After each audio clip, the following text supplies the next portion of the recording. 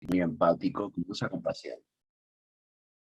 All right, so we cross out compassionate. And let's see, which one of the words that you can see here do you think is the antonym of compassionate? Alguien sin compasión, alguien, pues como muy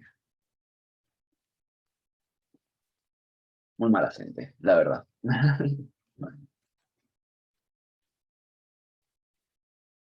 Let's see if you can solve this one. Insensitive, maybe. That's right, Christian. Insensitive. Okay, this is something that, si lo escribo bien, ya sería una maravilla. Sí, insensitive. Sorry, I'm still a little bit sleepy, but I'll get over it. Pequeña cosa a tener en cuenta, okay? If I ask you, how do you say sensible in English? You would probably say sensible. Y si os pregunto, ¿cómo se dice sensitivo? You would probably say sensitive. But in English, it's the other way around.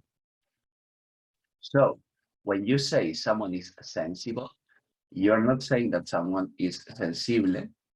You're saying that someone is sensato. So I'm going to write it in the chat. Sensible, sensato, sensitive, sensible. So when someone says insensitive, well, it's saying que alguien no es sensible, no tiene nada que ver con sensatez. All right? So that's a little bit of something that I always like to explain because, well, it's very common for Spanish-speaking people to commit that mistake. Okay, so the next one we're going to pick is courageous. Courageous.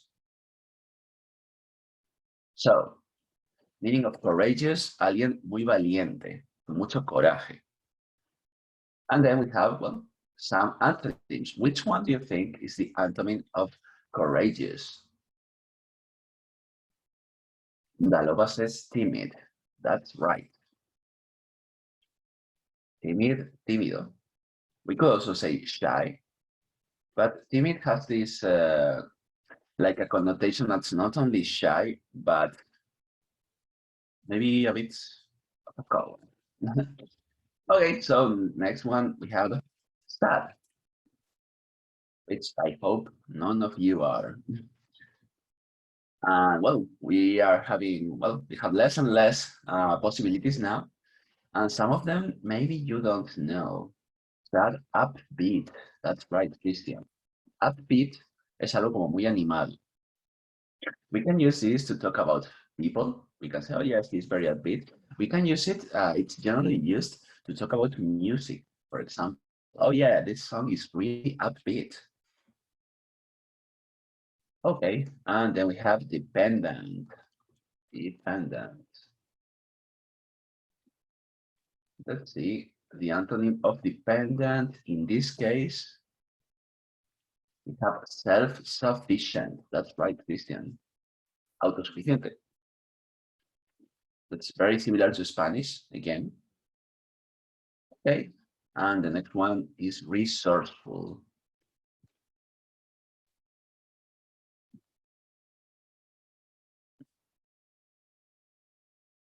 Let's see, resourceful. Well, we have I think we only have one left. So yes, resourceful is unimaginative. The most difficult, yes. We had lots of words to choose from, and it was a very difficult process, but we managed to do it. Okay, so before continuing forward, I want you to make a small exercise here, okay? And I want you to write a sentence using one of these adjectives and its opposite. So, for example, I would say, my friend is not a compassionate person, and my friend is an insensitive person. So I want you to do that. I want you to write one sentence with the first adjective and like do the other way around to include the antonym. going to write my example on the screen.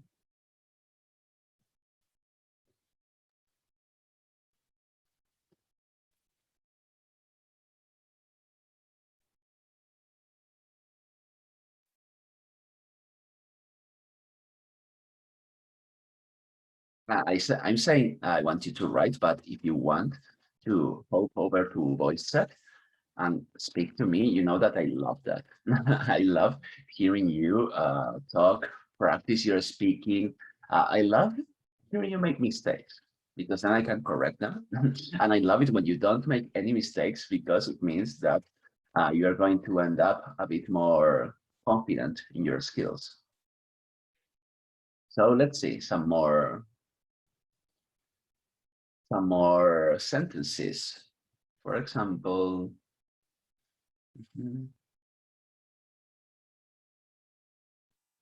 the man on TV is so sad, that man is so upbeat. All right, yes.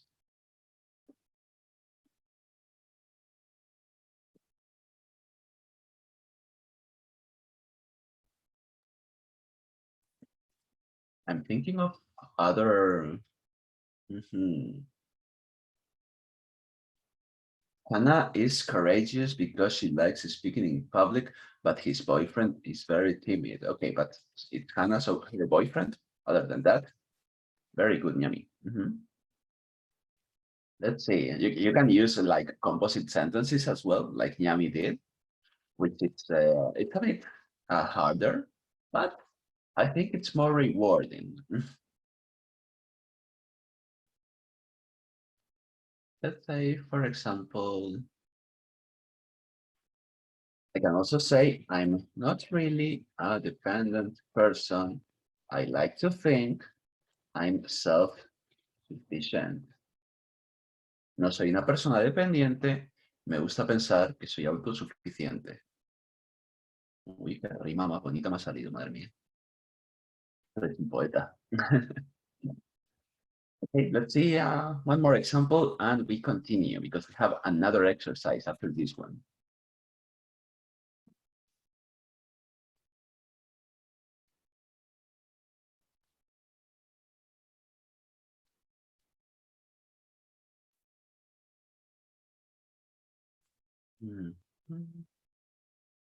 All right, we are moving on to the next exercise. Ooh, I need to delete all this.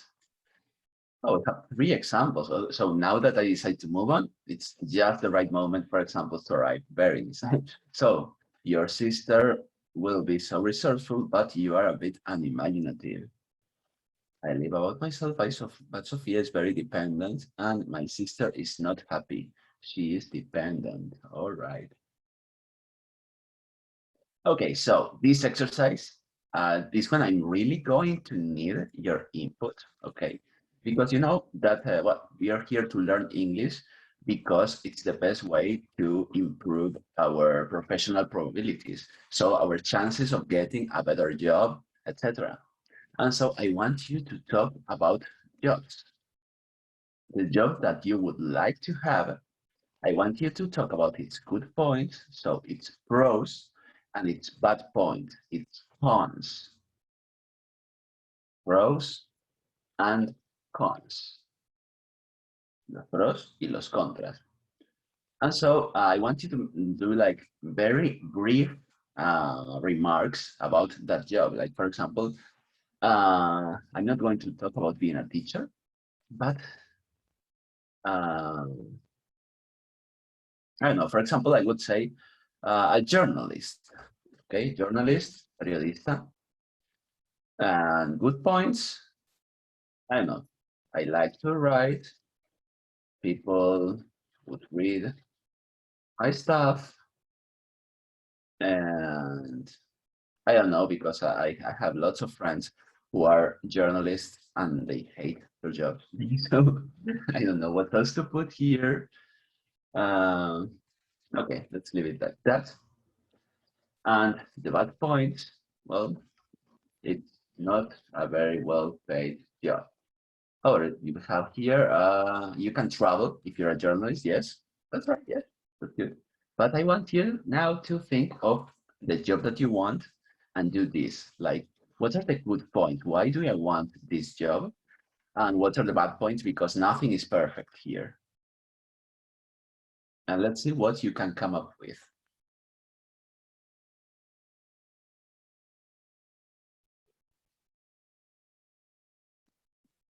I'm going to give you like a couple minutes to think about it, to wake up. And then other than writing, I'm going to ask you to speak to me. And what does it mean? That, well, if you raise your hand, you can be a volunteer. If you don't raise your hand, you might be ending a forced volunteer. So let's see, just a couple minutes, not a lot. But I don't want you to do anything like overly complex or complicated, all right? So that's very simple remarks.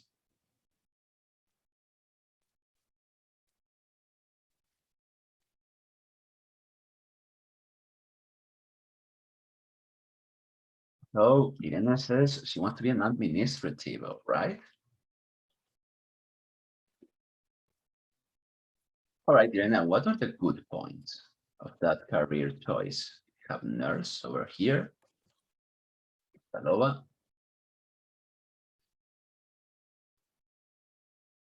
Let's hear those good points and those bad points.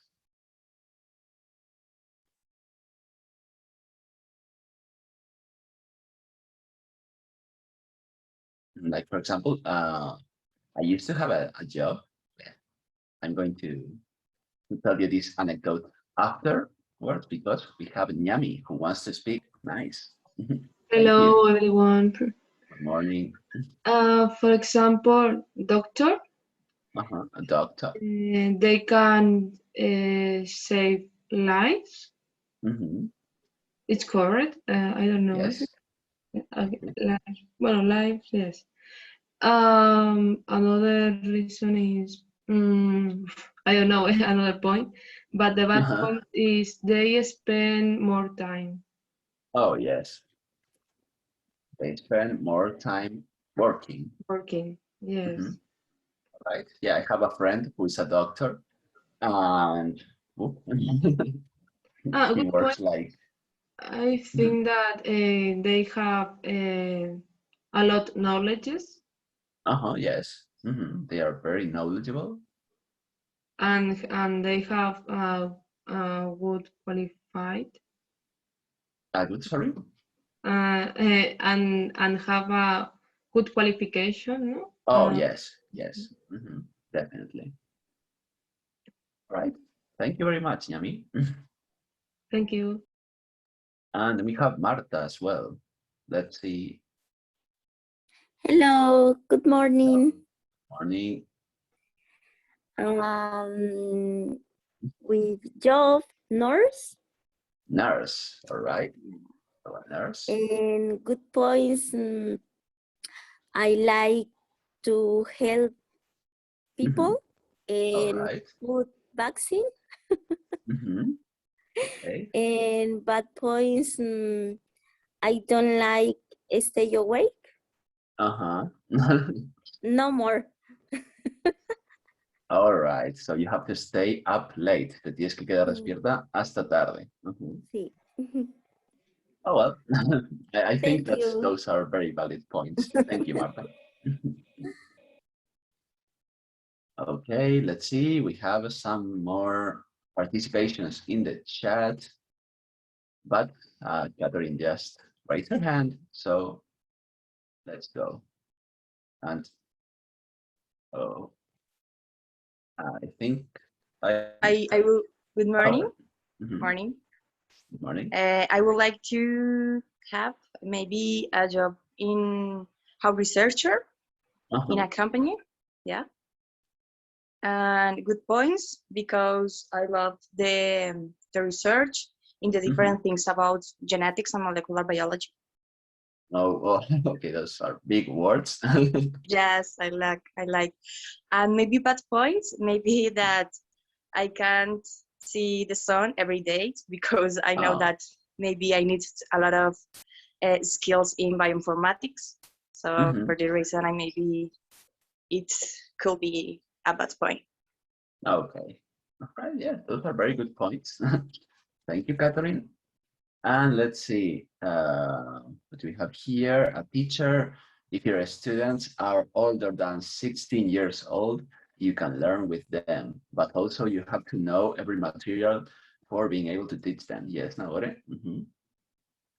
Let's see, we have Christian here. I'd like to be an AI expert. Good point. It's an interesting job because it's new. It uses very advanced technology. You can interact with machines you create, and it's very well paid. But point, you need a lot of material. You've got to work a lot of hours. And in the present, there are many work positions in this section, all right? I would like to be an actress because I love to act, and I think it's a very good point. The bad point is that I will need a lot of luck, and it is very complicated to become an actress. All right. Those were very complex answers, which I'm happy to read. Okay, so I think we are moving on from this exercise. I mean, I made you write, I made you speak, I'm happy. And the says administrative good points. I like the office. All right. So now, if you thought that you could already relax, you didn't have to write or to speak anymore, well, you were wrong. So we are going to do something even more complex. Now we are going to talk about our best friends. And I want you to describe your best friends. You can describe their appearance if you want. You can describe their personality. You can do both. You can tell us anything you want about your best friend. It's time to brag about them. To brag, presumir. Because I think that we should always try to say good things about our friends. So, for example, I'm going to write about my best friend here. So you can have an example. Her name is Sandra. She's a very good person who really likes animals. Yes, she really likes animals.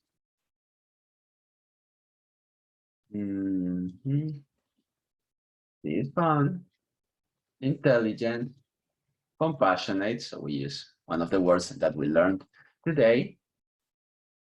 And she is also, I don't know what else I'd write about her. So this might be a bit more complicated than I initially thought. But I know you can do it. That is also okay. Let's say hardworking. And yes, this is completely. This is a difficult exercise. Good. Because, you know, from time to time, I'm going to need you to go out of your comfort zone. Quiero que salgáis de vuestra zona de confort. And maybe the things that you think are hard. Because you're going to always learn from those things. And you might come up with more confidence if you think that you can't do it, but it turns out you can. He's also hardworking and very diligent. So something like that. You don't have to write the Bible here. No tenéis que escribirme la Biblia sobre vuestros mejores amigos, pero just a little bit.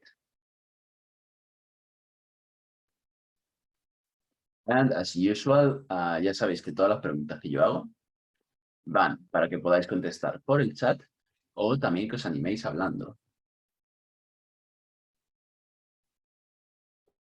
Esto significa que si nadie se anima hablando, voy a hacer que alguien se anime a hablar.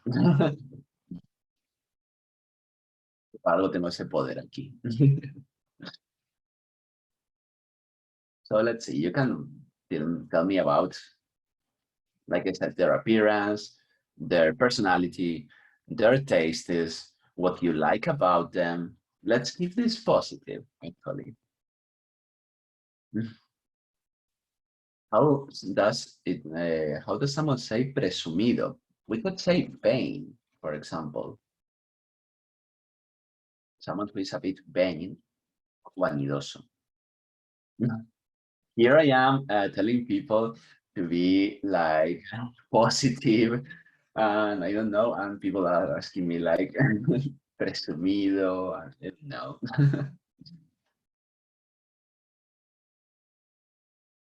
My best friend has curly hair, she's amazing, and she's always happy, especially if she has a day off. Same, I can relate to that. And we have Marco here. Ya me parecía a mí que estabas tardando mucho, Marco. Good morning. Good morning, everyone. I hope everybody is good today, okay? Mhm. No, I am paying attention, okay? I am a little bit busy at the beginning, but I am focused on the class, okay?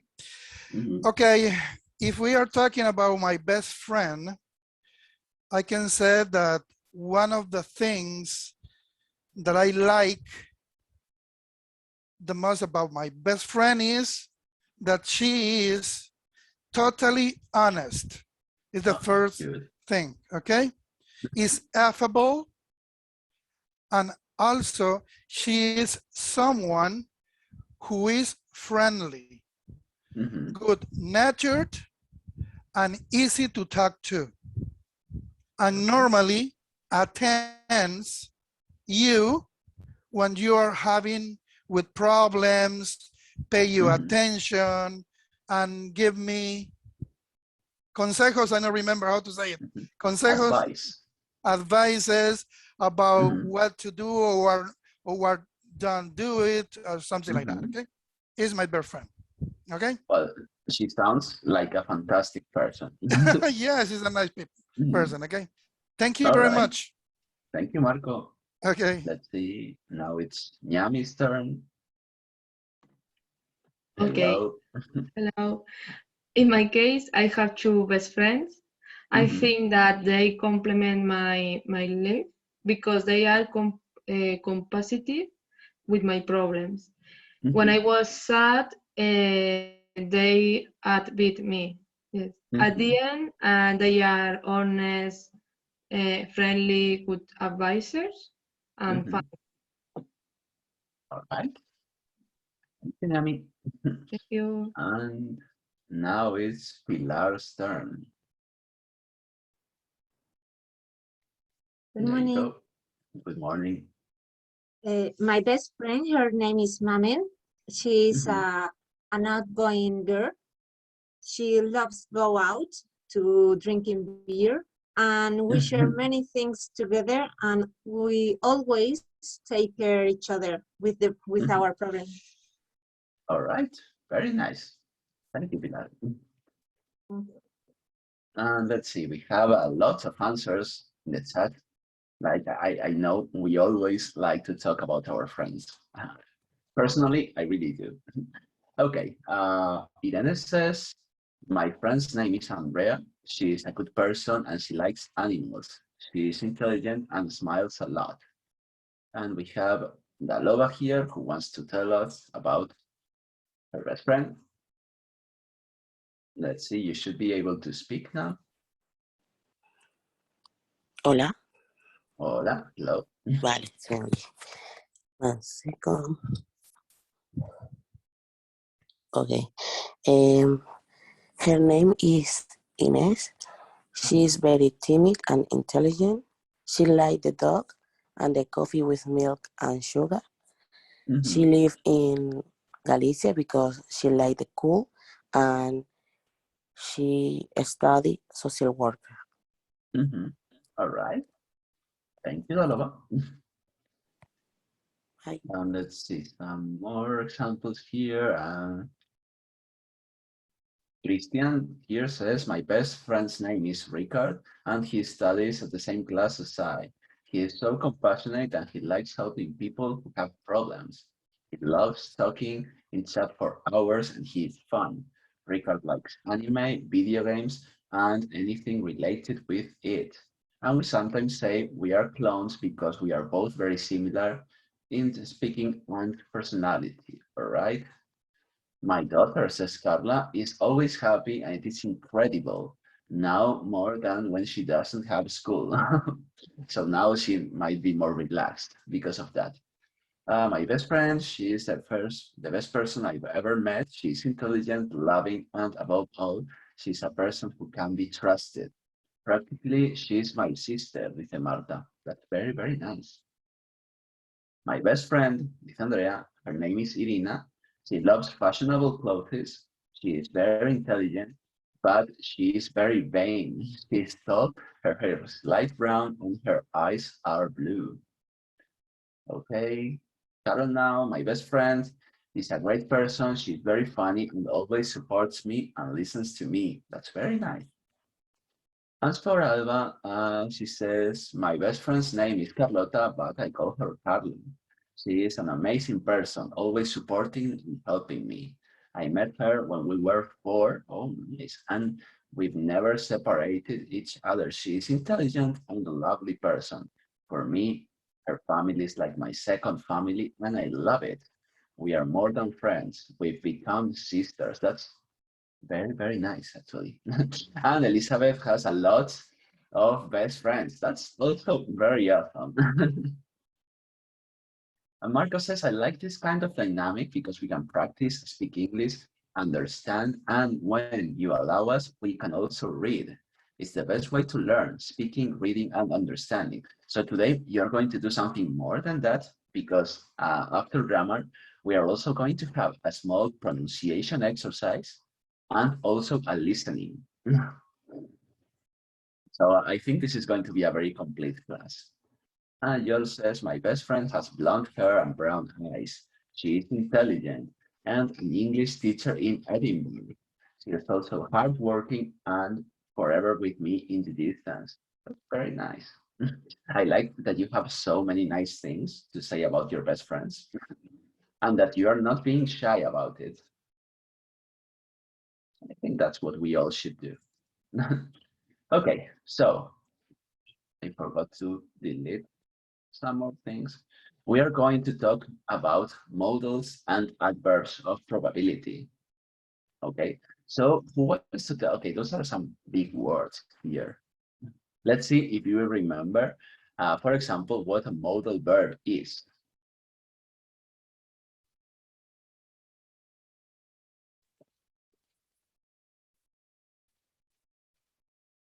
Okay, so Vika raised her hand.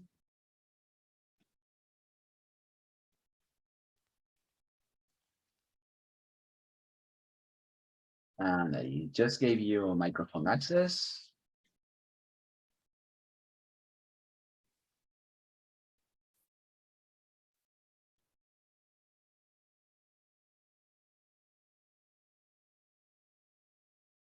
Oh, okay, she's replying and saying, well, some of our modal verbs.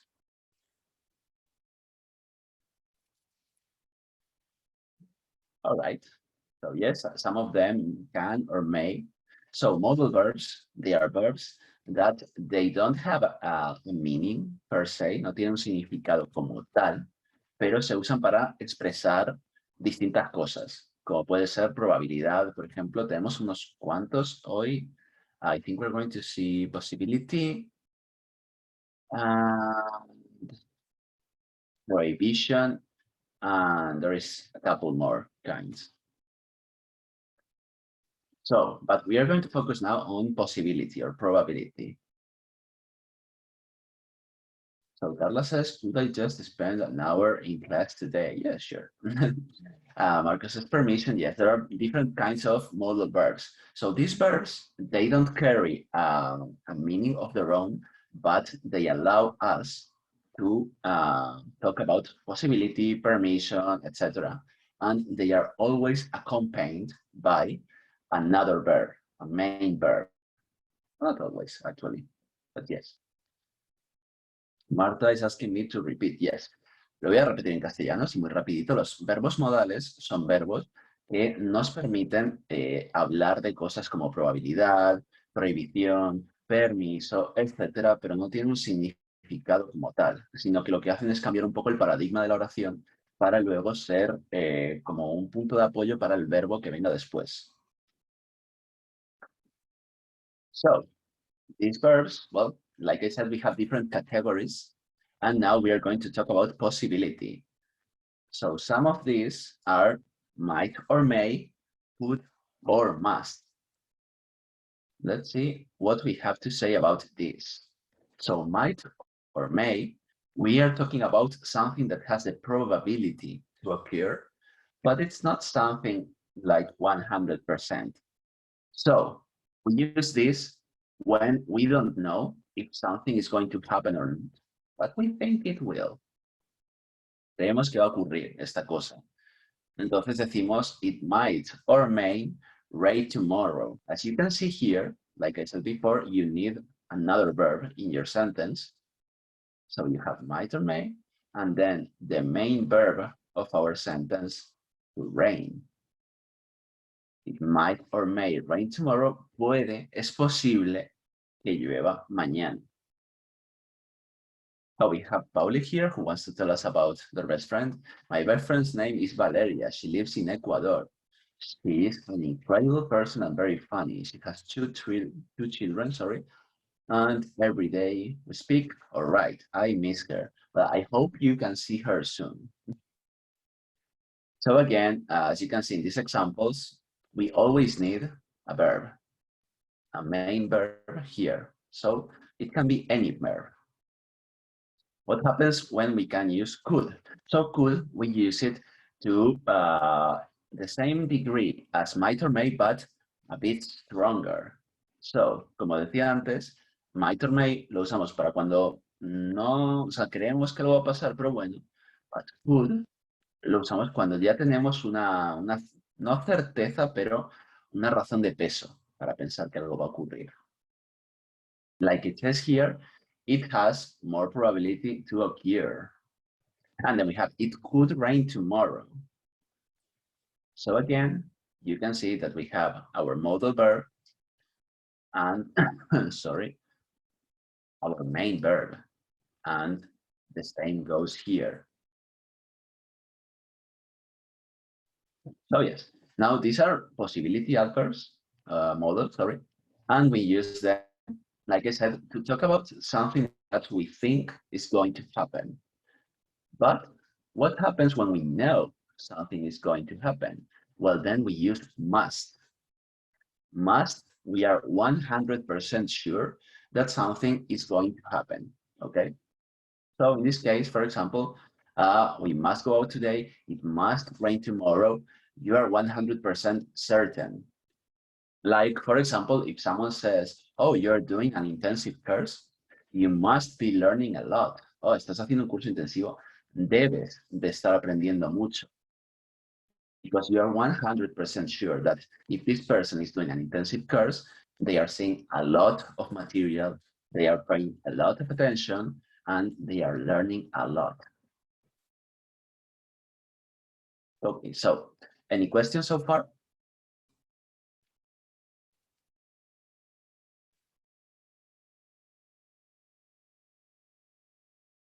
And Marco raised his hand. Let's see. There you go, Marco. Okay, one question. In the case of the rain, by example, raining is not predictable 100%, never. Yeah. Okay, but I believe that sometimes we can use may or might when we saw the clouds that are dark, the sky is dark, maybe like a presentimiento, how to say that? According to the feeling. Yes, like a feeling, because you see the landscape and you see that probably could be, in this case, must be or may be raining. In the case of another one that is could, that is more specific, more stronger verb, means that maybe you see the weather channel, and in the weather channel maybe says that tomorrow will raining. Okay? Yes. Something like that. I don't know if I am okay with that. I think, yeah. For example, if you see that the clouds are dark, the weather is terrible, it's windy, you can feel Windy, the yeah, that's humidity. correct. then yes, you can, I think that you could even use could in that case, Okay. because, well, it's something that, I mean, it's rather obvious. And for example, I might reserve may and might for, like, you know, this kind of people that, for example, they predict the rain because their Uh-huh. knees hurt, Yeah. which is like less obvious. I think I would use may or might for that kind of prediction because there is no actual evidence there. Yes, we Because don't have I think evidence. that, yes. So it's all Okay. about evidence here. Okay. Okay. No, this is my doubt. Thank you very much. You're welcome. All right, let's see. Do we have any other questions? Giuliani says, I was thinking in the same example. Same. How can we differentiate when we use might or may? All right. No, I didn't explain it. That's a very good question. In this case, you can use whichever you want. I, for example, like might better than may. I like the sound of it. And so I use might like way more often than may. If, for example, you have to, maybe you're talking about probabilities and you have to use might and may a lot, the ideal way would be to use one, then the other one, then come back to the first one, etc. Like if you have to say it, imagine 5-6 times in a row, you can do one and then the other one. And Marco says, yes, I use may for permission because yes, you can use might or may for to ask for permission. I think we're going to see that in a bit, actually. I'm not sure. I seem to remember it was in this in the topic here, but we may not. I'm not sure. Okay, so like it says in the slide, some adverbs can also be used to express the possibility that something will occur. So we can use modal verbs, or we can also use adverbs of probability. And how would we use that? Okay, so in the same way as we use our modal verbs, we have maybe and perhaps, which we could translate as quizás. And well, we use them to talk about something that we think is going to occur, but we are not sure. So this will be the equivalent of might and may, but in an adverb form. Maybe, perhaps. Something that you really need to take into account is that maybe and perhaps are always used at the beginning of the sentence. So we say, maybe it will rain tomorrow. We wouldn't say it will maybe rain tomorrow, or it will perhaps rain tomorrow. We would say perhaps it will rain tomorrow, or perhaps we'll go out today. Okay, so that's different from the modal verbs, because I'm going to switch back here so you can see the structure. We use them after our subject. Okay, so we wouldn't say might it rain tomorrow? No, we say it might rain tomorrow. And we don't say, for example, it rain might tomorrow. So the place in which we have to put these modal verbs is right after our subject. So in the case of the adverbs, that changes, and it depends on the adverb. In the case of maybe and perhaps, they are always used at the beginning of the sentence. You are not going to put them anywhere else. So then we have possibly or probably, and this is like the adverb equivalent of could. So you're still not 100% sure about something, but well, you have some evidence. You have a reason to think that this is going to happen. It possibly or probably will rain tomorrow, or we possibly or probably go out tonight. So there is a definite possibility. And that's why, well, for example, maybe you've seen the clouds, you've seen the weather is terrible, clouds are super gray and black, and it's a very humid day. So maybe you're like, okay, yes, it will probably rain. And then we use Definitely.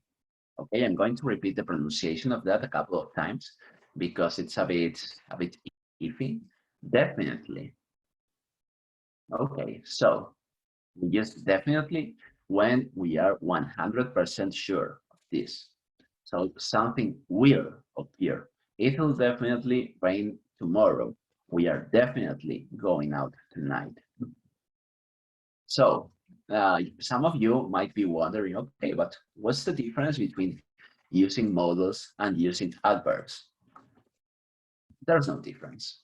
Like, yes, there is difference in a grammatical level because you need to think of where to put the word, etc. But when it comes to communication, when it comes to expressing our ideas and what we want to say, etc., there is no difference. So this is something of a personal preference. And sometimes you might be, sometimes you might think, okay, yes, I want to use this or that, but yeah, that's up to you. ¿Puedes poner un segundo la slide de futuro? ¿Cuál slide de futuro?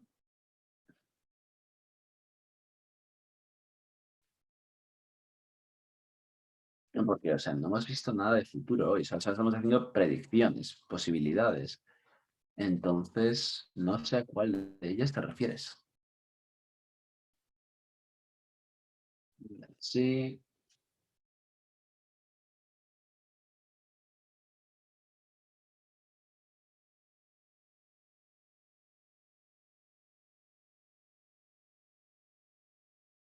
Si me puedes dar una pequeña pista, Patricia, yo te lo agradezco mucho.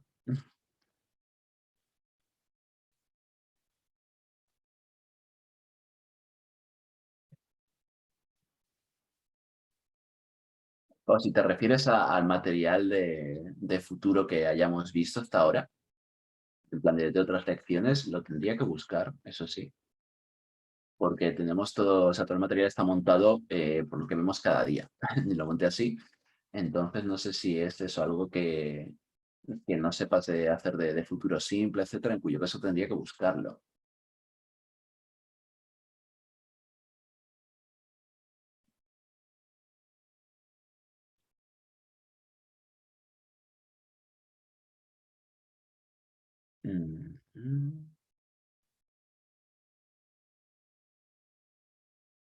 Ok, bueno, Patricia, sí, vamos a seguir un poquito, pero si quieres me puedes comentar la duda en el momento que sea, me la puedes escribir aquí o si te acuerdas de cuál diapositiva quieres que ponga, estupendo.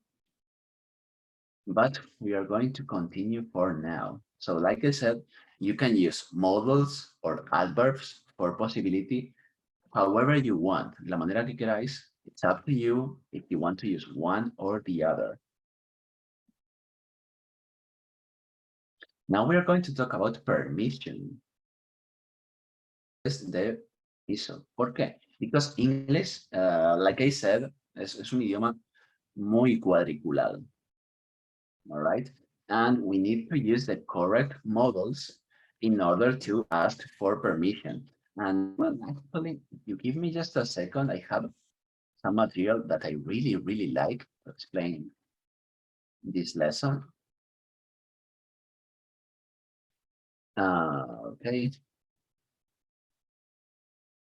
Which I wouldn't use like in a lesson to explain it all together, but as a complementary something, yes, I think it's very good.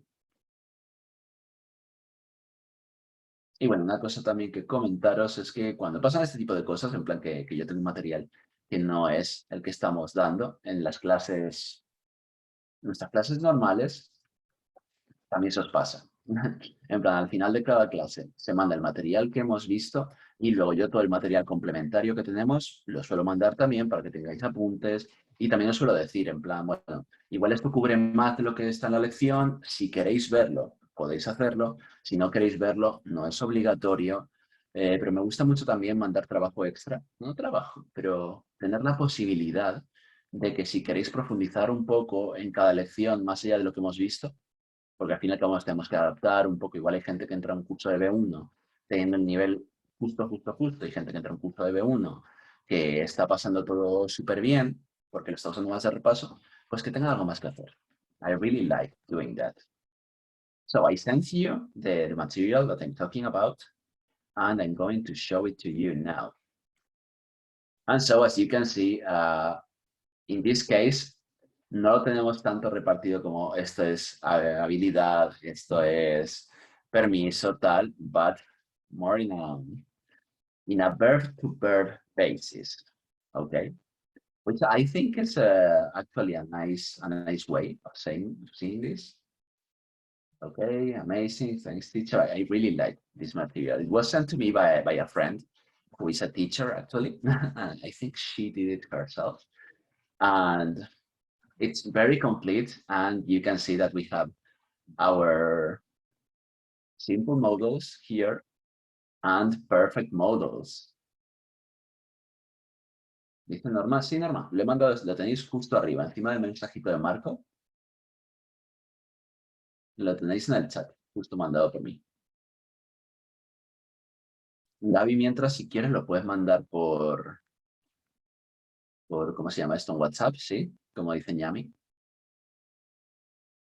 And so I can use this to recap some of the characteristics of modal verbs. So first of all, third person singular, we don't use S at the end. So can is always going to be can. And should is always going to be should. And may is always going to be may. No existe el cans, ni el shoulds, ni el mays. We are always going to write them in the same way. And if we want to ask a question, we don't use do, does, or any kind of help in this case. So for example, if you want to say, ¿puedo hacer esto? You can use, can I do this? And that's it. So when you ask a yes/no question, all these verbs are the first word that you need to use in the question. Which means that obviously when you reply to a question, you need to use them. For example, if I say, let's see, I say, should I buy this computer? And the answer would be yes, you should, or no, you shouldn't.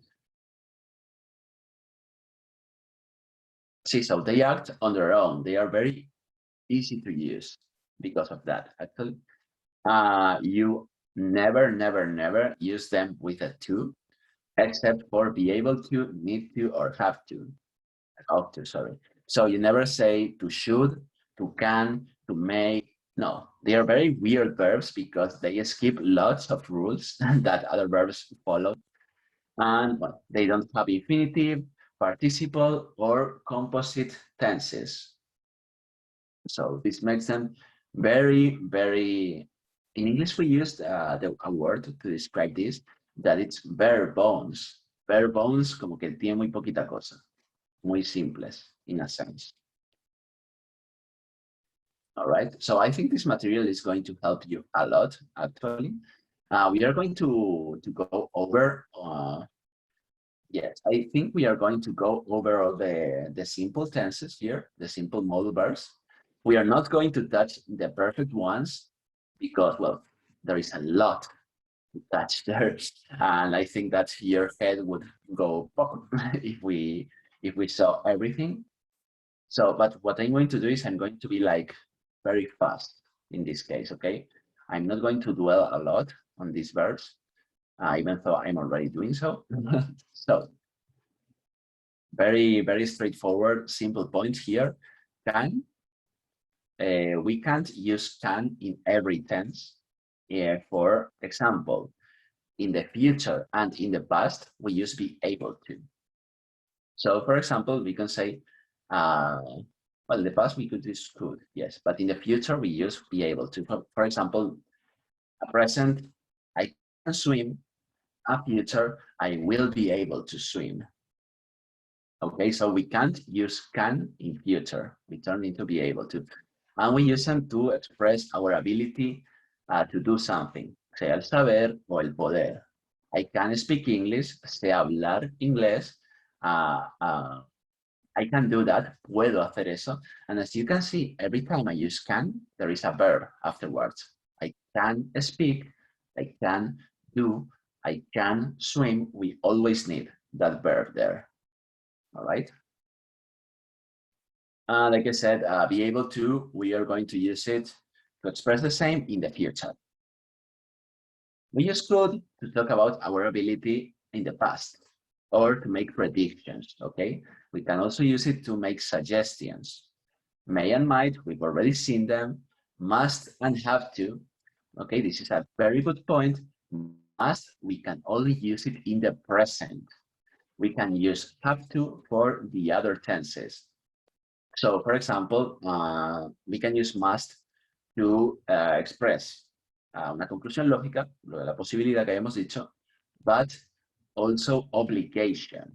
And so, for example, if I have like something that I really have to do for work today, I say, oh, I must work until late today. Tengo que trabajar. Es como, esto es una cosa que estoy obligado a hacer. But if I want to use it in the past, I would say I had to stay late yesterday, for example, because must, we can only use it in the present. Okay, so need to and needn't, need to, obligation or necessity, needn't, the lack of obligation and necessity. Diferencia de pronunciación entre can y can't. Well, there you go. La T al final, can, can't. Can, can't.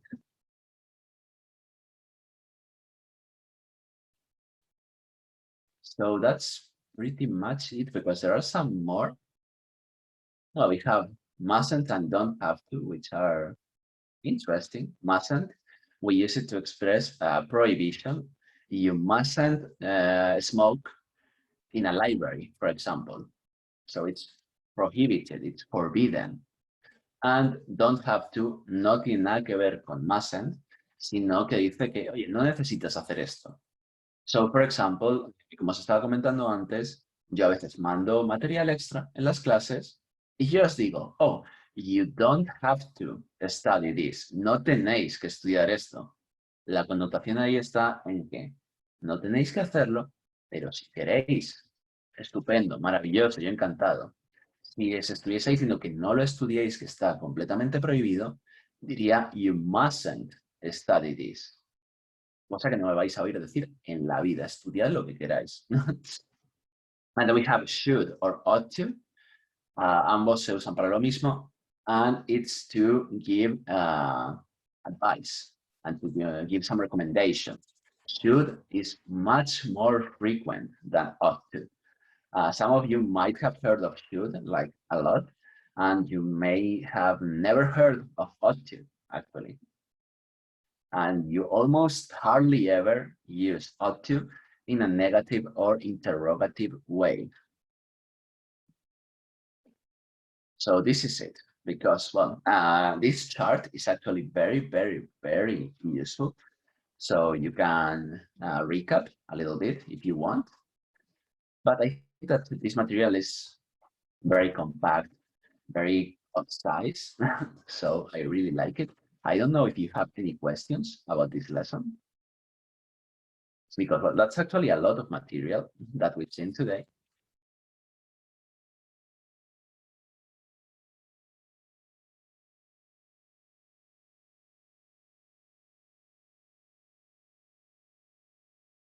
So apparently no questions, which I'm very happy.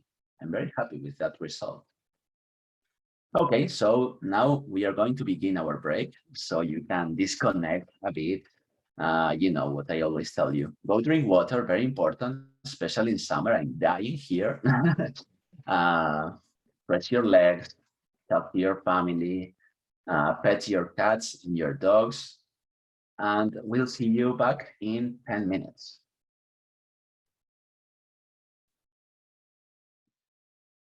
Y mi anuncio de siempre, aquí voy a estar, ¿vale? Lo que necesiten en el break. Estamos Dani y yo. Les pongo un anuncio y este anuncio tiene un mensaje de una influencer que queremos mucho. Pues si lo pueden escuchar, fenomenal. Que disfruten los 10 minutos de descanso.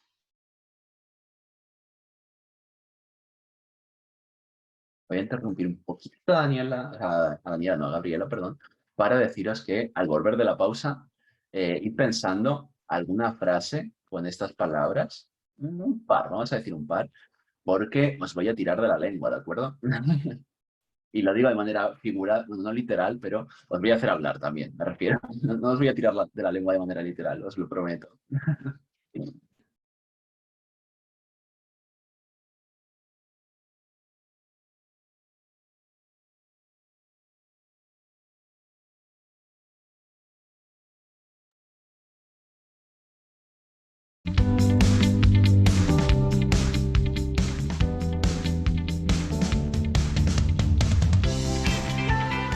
Y después del curso de verano gratis, ¿qué vas a hacer?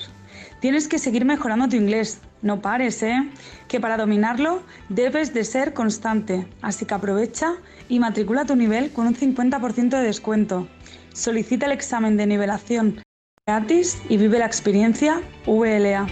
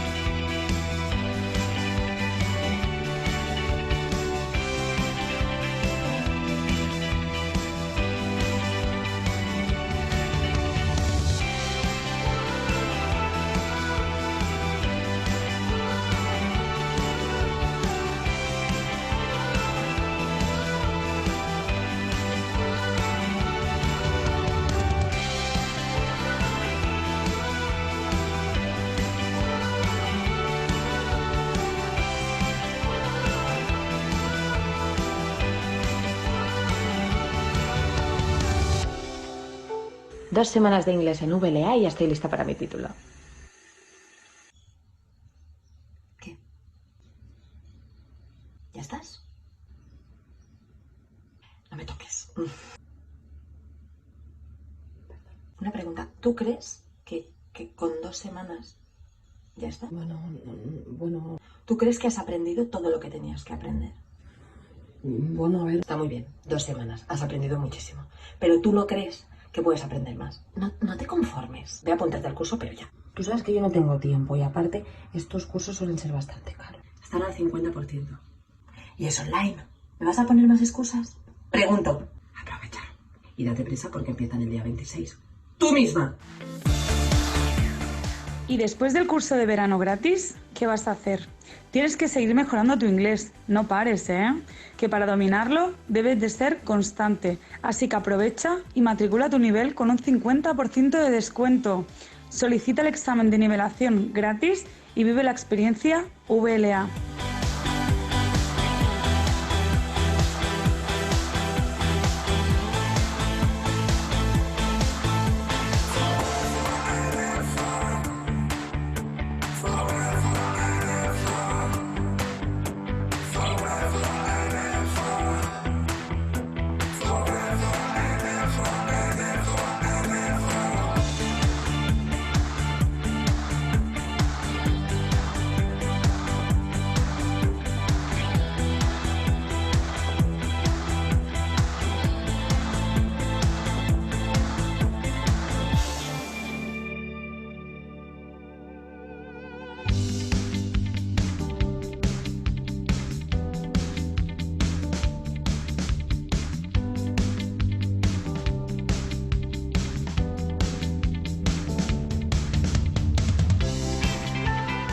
Y después del curso de verano gratis, ¿qué vas a hacer?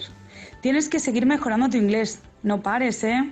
Que para dominarlo debes de ser constante. Así que aprovecha y matricula tu nivel con un 50% de descuento. Solicita el examen de nivelación gratis y vive la experiencia VLA.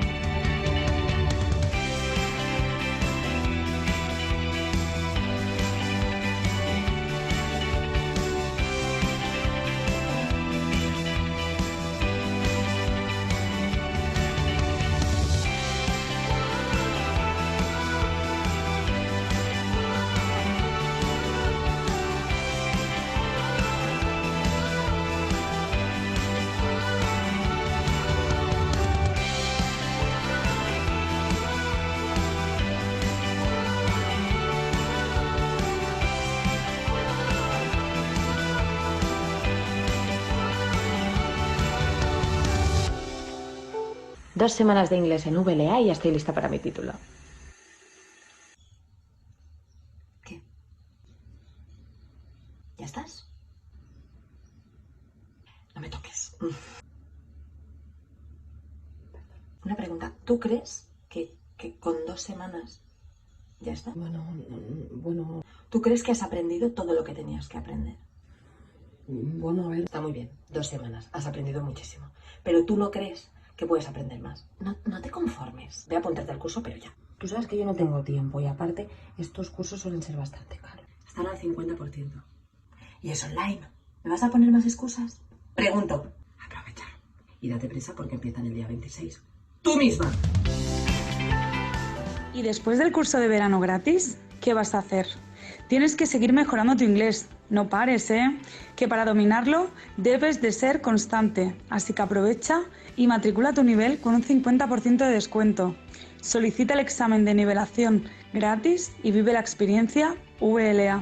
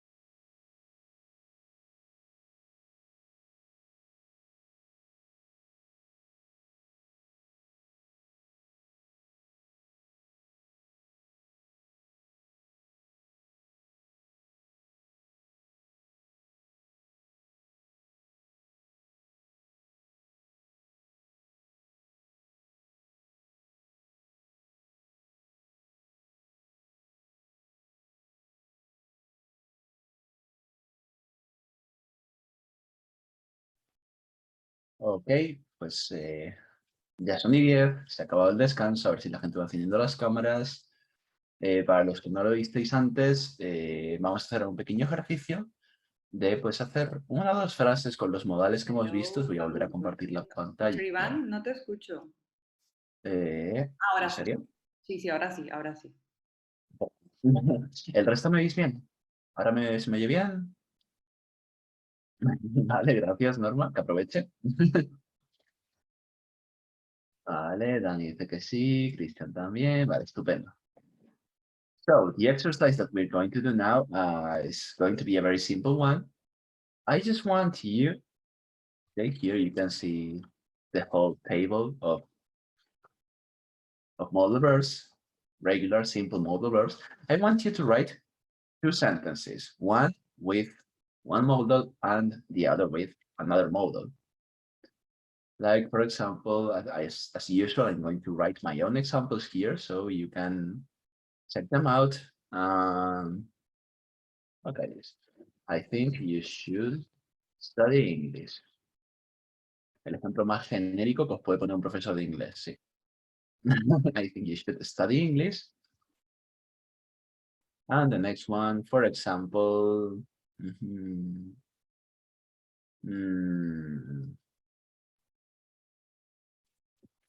would you swim when you were a kid?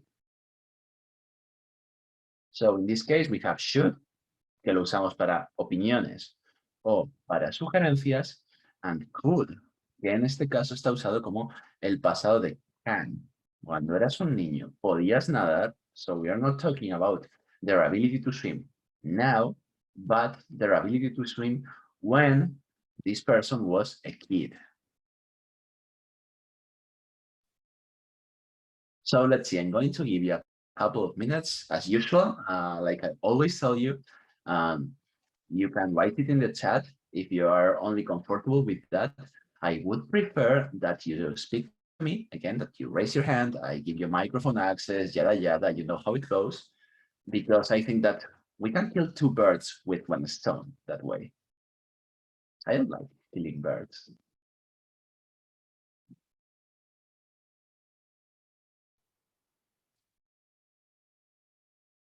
So let's see some examples. You can even ignore the column on the right and think like, I know that a lot of you know how to use some of these modal verbs, even if you don't know why or how.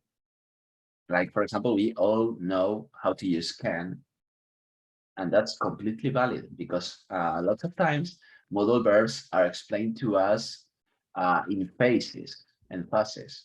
And so we know about can and can't and could and maybe should. Then we start learning that, hey, there is a bigger picture here that we need to understand. So, for example, for people who have a lower level, para la gente con niveles más bajitos, we might, for example, explain can and can't in a lesson and could and should in another lesson, etc. And Christian says you will be able to have a game console if your grades or marks on the next level are higher than 8. Very nice. You mustn't step on the grass of the park. Yes, that's very, very good. Okay, Christian. And Samantha says she can speak English very well. Nice. Teacher Ivan mustn't study English and I can't speak English. Well, in that case, I think that you would use doesn't have to. Teacher Ivan doesn't have to study English. ¿Por qué? Porque el mustn't lo usamos para prohibiciones. En plan, está... Yo no sé si alguien me ha prohibido estudiar inglés. Si es así, lo siento. Lo he hecho. But I think that what you mean is that I don't need to study more English. So we can use don't have to or needn't.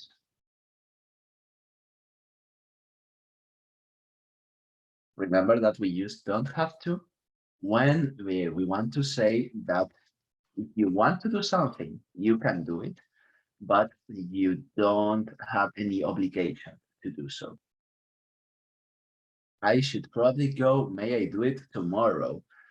Those are very good examples. I don't know if you have to go actually, and you're asking for permission to do this exercise tomorrow, or if those are your examples, which are great.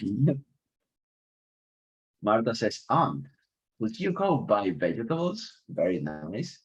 You mustn't smoke in this pub. Very nice, Nyami. Because those are examples. Okay, so they were very good examples. Very natural.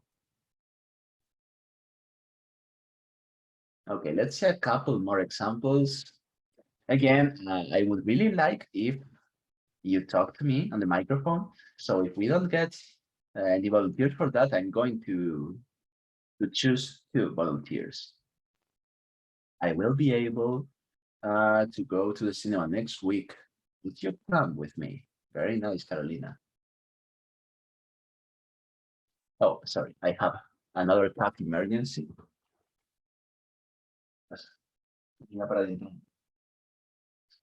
Because my door was closed and I didn't realize that the cat was outside, and he doesn't like being alone. You must put sunscreen on if you are sunbathing. Nice. Luis is able to play the piano. Good.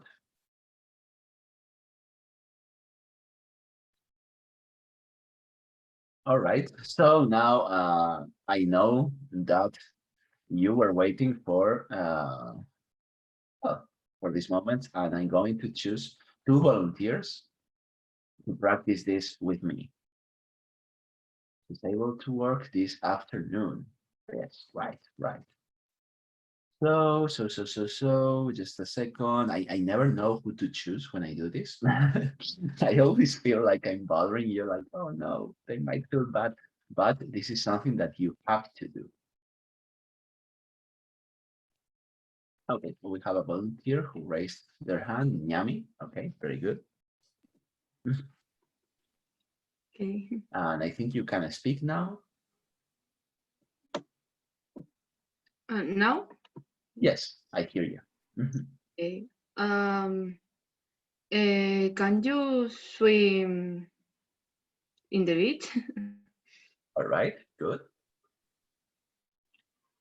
Another question or Yes, just another example. an It example? doesn't have to be a question, actually. Okay, I be able.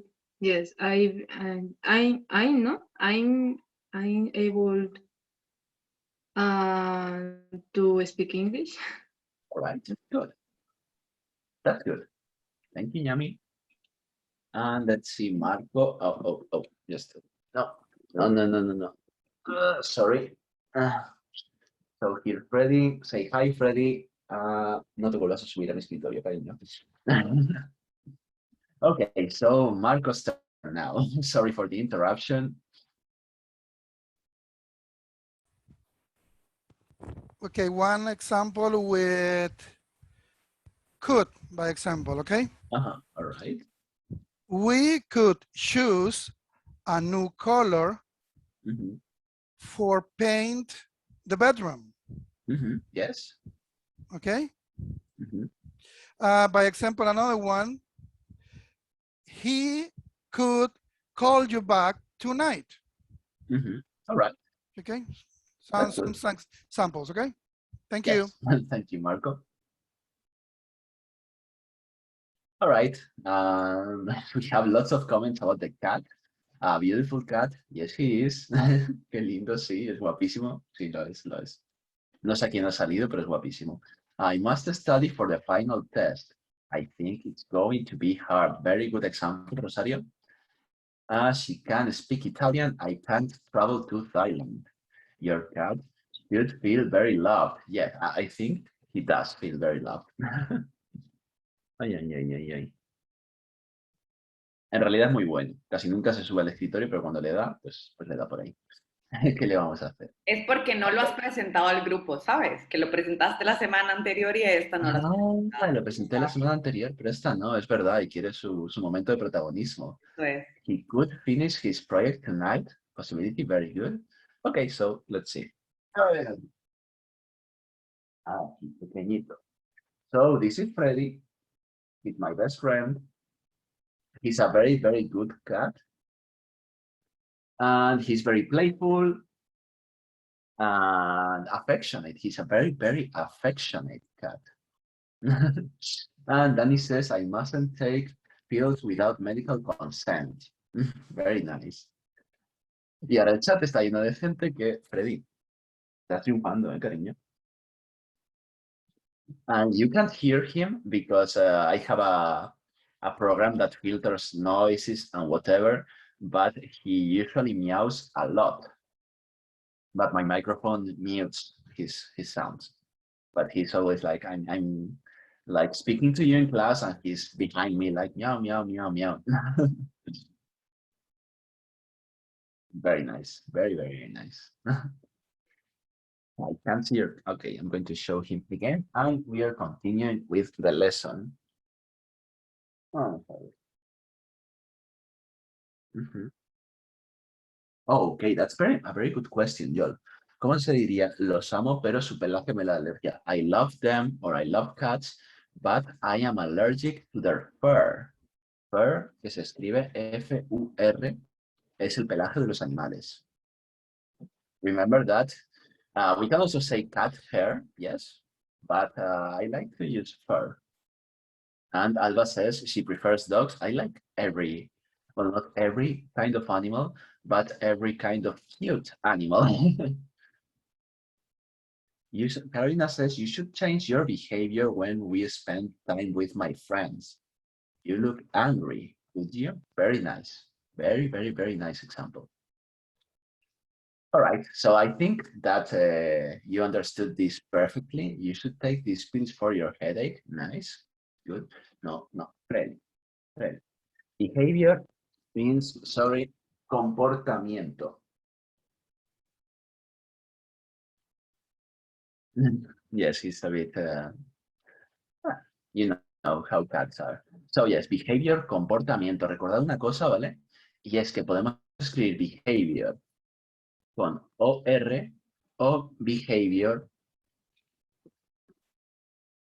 con, ay, mita. Clases de inglés y de comportamiento gatuno. Pues este no se está comportando muy bien, ¿no?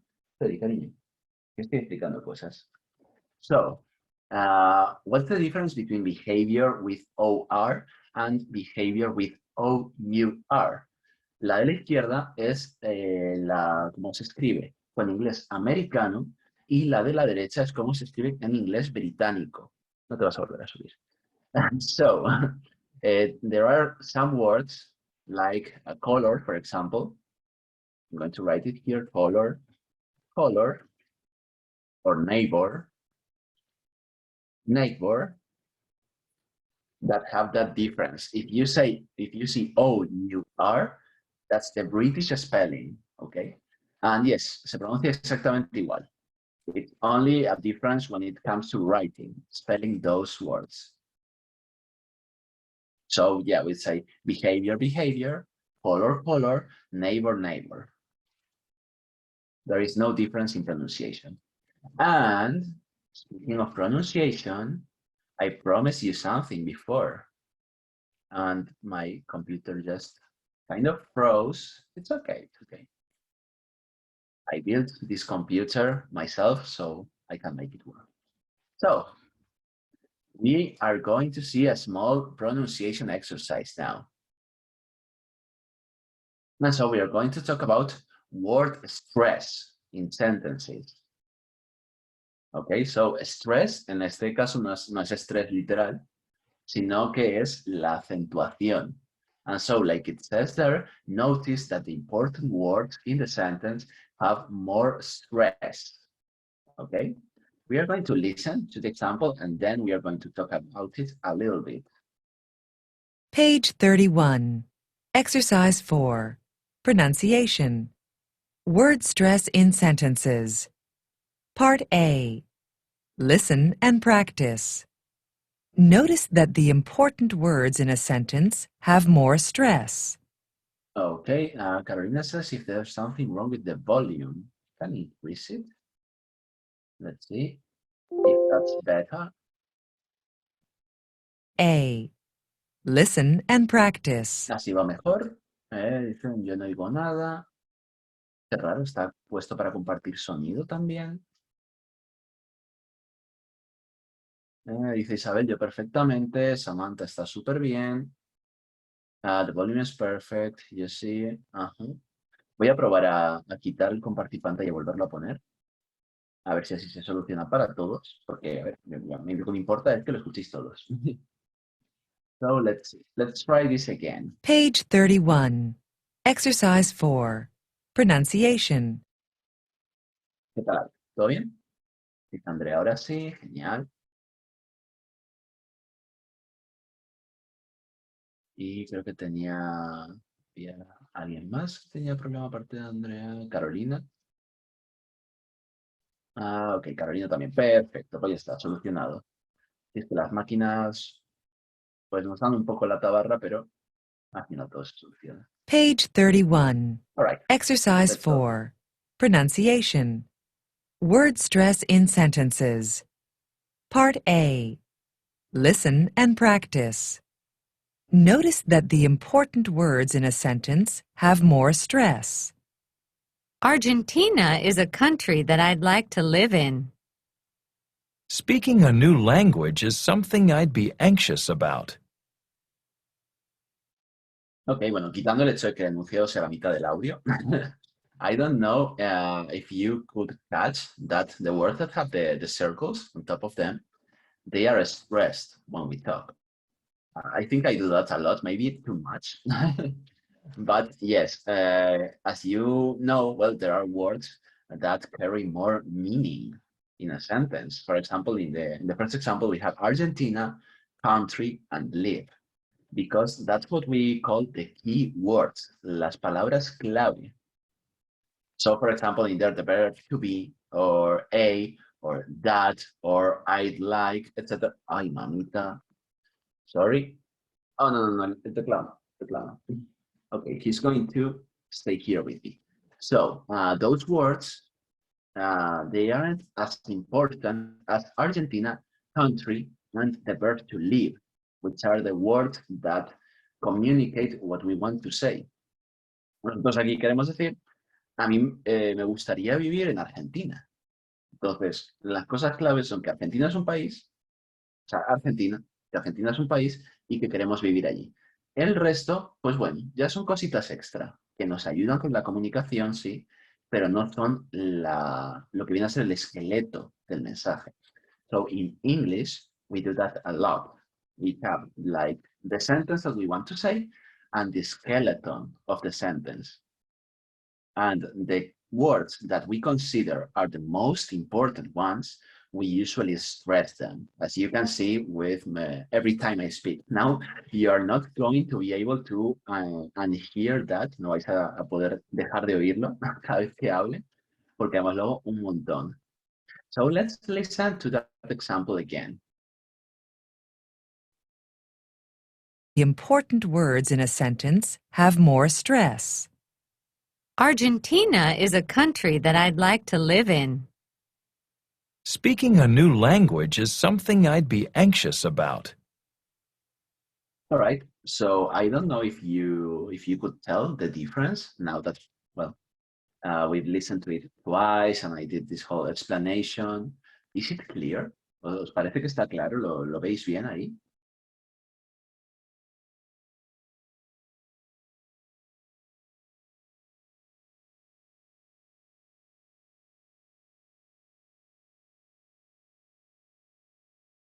All right. Marco levanta la mano. Let's see, Marco. Okay, is it related with the word Argentina? Mm-hmm. I heard that she emphasized the letter I, Argentina, something like that, right?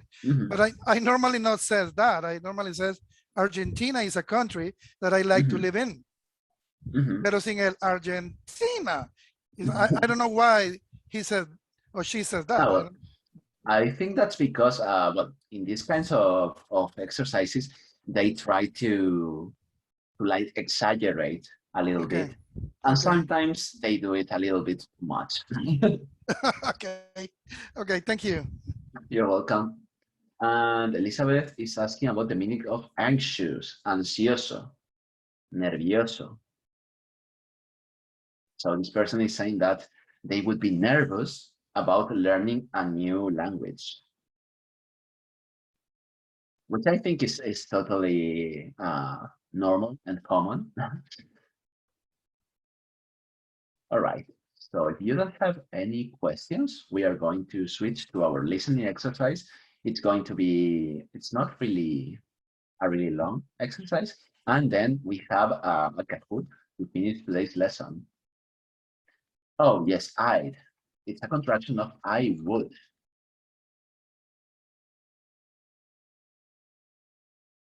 It can also be a contraction of had, but only with the past perfect simple. So for example, if we say I had seen, we could also say I'd seen.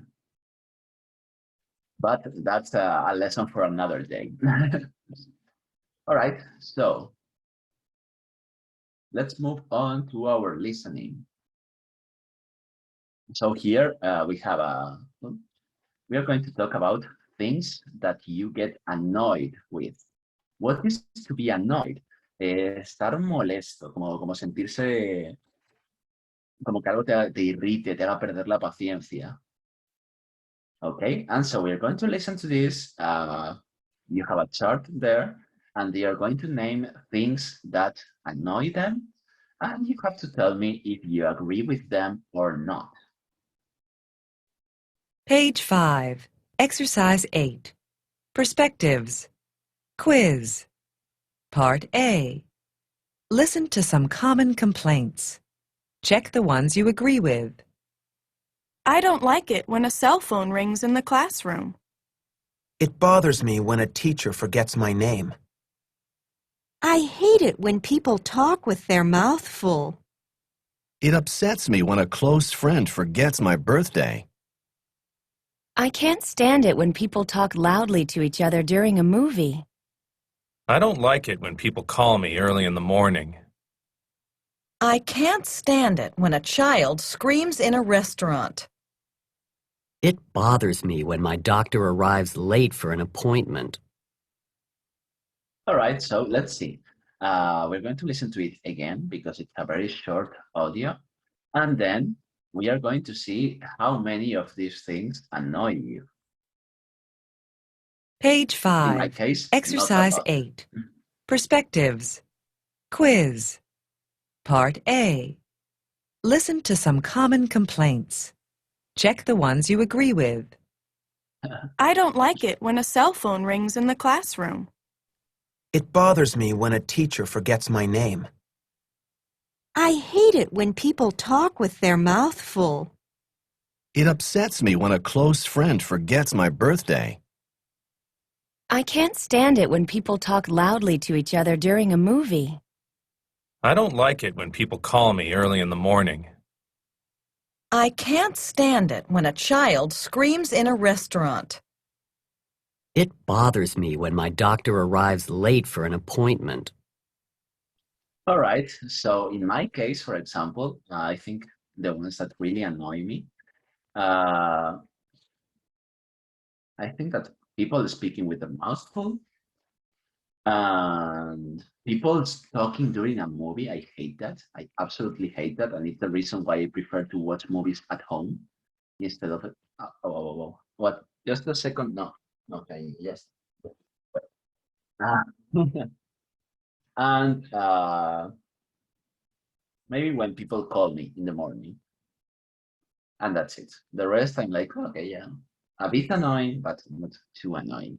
Let's see, what about you? Which ones do you find the most annoying? ¿Cuáles os parecen las más molestas? And Pilar is raising her hand. Nice.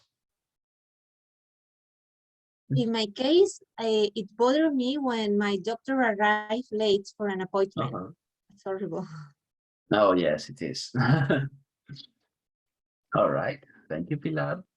And Alba says, from 3 to 7. So, oh yeah, those are very, very upsetting things. I agree with numbers 4, 5, 6, and 8, says Christian. All right. Oh, and Marco raised his hand. I didn't see it. And afterwards, Andrea. Okay, all of them are terrible, but okay. But the most one of them is, I don't like when the people call me early in the morning. And it upset me when a close friend forget my birthday. Okay, and the last one is, it bothers me when the teacher forget my name. Well, in my case, I can see it on the screen, so yeah. No, it's a joke. Okay. Thank you. You're welcome, Marco. You're welcome. And now it's Andrea's turn.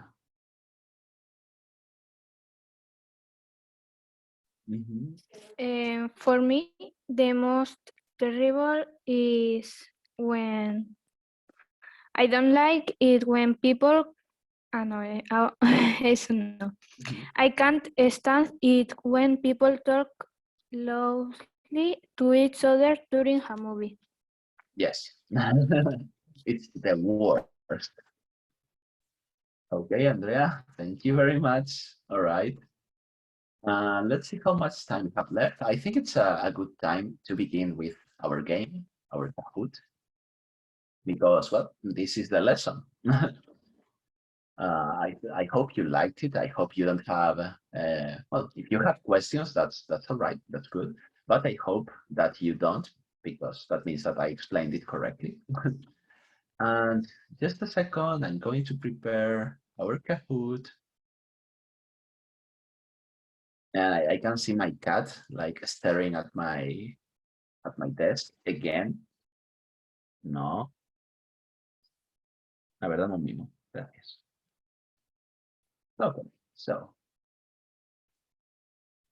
De nuevo, yo creo que ya a estas alturas habéis visto más a Kahoot que vuestras familias, pero bueno, por si acaso os explico. Para uniros a la partida tenéis que ir a la dirección que he marcado, si estáis en el ordenador, y poner el código que sale aquí. Y ya estaría. And Alba says, I can't click Kahoot right now. I only have my phone here and it's very hard to read in the call and switch to Kahoot. Yes, I think that can be complicated. Ahora, Andrea tiene que descargarlo. Lo que os estaba diciendo, si estáis desde el ordenador, entra ahí y listo. Si estáis desde el teléfono, podéis entrar a la página web desde vuestro navegador y lo mismo, o podéis descargaros la aplicación desde la Play Store o la App Store y luego ella os va a decir, ay, sí, bueno, ¿qué cuenta quieres? Tú le dices que eres un estudiante y abajo, en el centro, hay un botón para poner el código, ¿de acuerdo? Lo que dice... Perdón, Alba, sí que es verdad que si solo estáis con un teléfono es un poquito complicado porque te está cambiando pantallas todo el rato. Lo ideal es que tengáis igual dos pantallas. Puede ser una tablet, por ejemplo, y el móvil, el ordenador y el móvil, etc. Entonces, lo que vais a hacer, los que no estáis en el ordenador, es ver las preguntas en mi pantalla, la pantalla que os estoy compartiendo. Yo os voy a leer igualmente las preguntas y os voy a decir las respuestas, las posibles respuestas, no voy a archivar nada. y tenéis que elegir, pues, el color que sea. ¿Ok? Entonces, yo las respuestas siempre las digo de izquierda a derecha y de arriba a abajo. En el sentido de que si el orden, por ejemplo... Ahora lo veremos. Ahora os enseño, por si lo necesitáis. And Yoyani says, Freddy's Antics. Oh, yes. Oh, yes. Y lo que dice Elizabeth, sí que es verdad, en el PC se ve todo, el enunciado, los colores, todo. Ahí tenemos la pantalla más grande y tal. ¿Cuántas preguntas son? En este creo que son 20 preguntas. Es un poquito largo, pero lo he elegido precisamente para poder repasar. Oh, there is an option. I'm going to check that out. Lo que dice, lo que no encuentro es cómo. Vale, el código ya lo he puesto por allí, muchas gracias. Se puede cambiar la música del lobby.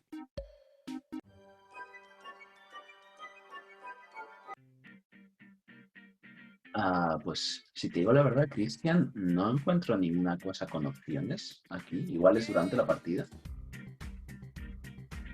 Oh, be careful, we can... Oh, yes, you could see it for a little bit for a couple of questions only. I'm not going... Okay, I'm going to close that tab.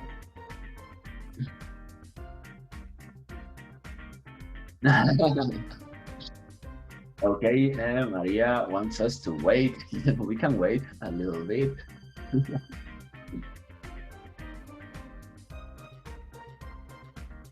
Ok, vamos a dejar un par de minutitos más para que pueda entrar la gente. No te preocupes, María. Esperamos un par de minutitos. En total, el Kahoot no se va a ir a ninguna parte. The other day I started a Kahoot for myself and there was a possibility to do it, but I think it was before people enter it. I'm going to check that out, like, super fast. Sorry, I'm going to start sharing my screen for a little bit only. Oh, okay. Found what Christian was saying. I found the option, so you learn something new every day. Aprendes algo nuevo todos los días. Yes, Christian, you are right. I think it's a bit too late for that. Really regret it. But thank you for the input, because yes, that's very useful.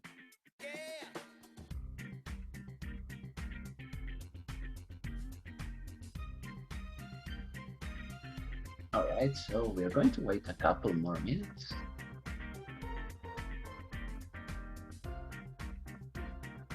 Y bueno, lo que mandé antes, el material extra sobre los modal verbs, creo que ya lo ha enviado Gaby a los dos grupos de WhatsApp.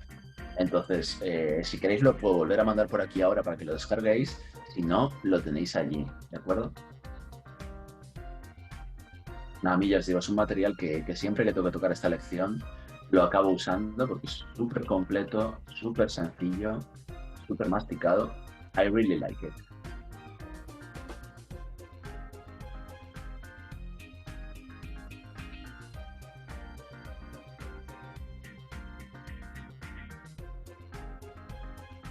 Okay, and there's Maria. So we are going to begin now. Vamos a empezar, a no ser que alguien me diga, oye, espérate un momentito.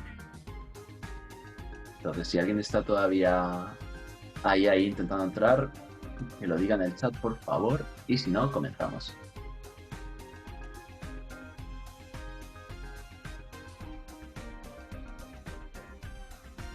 Ok.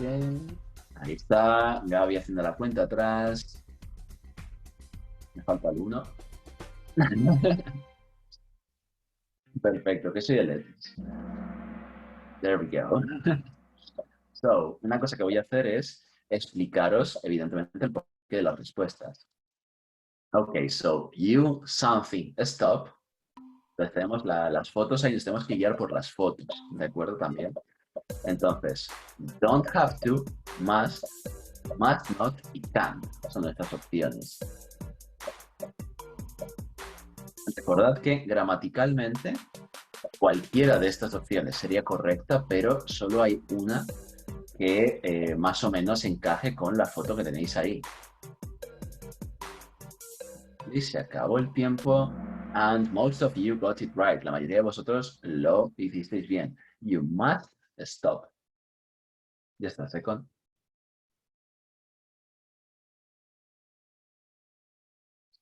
There you go. ¿Por qué usamos you must stop? Porque esa señal es una señal de que tienes que parar, estás obligado a parar. Usamos must para hablar de obligaciones. Ay. Un segundo. Bueno.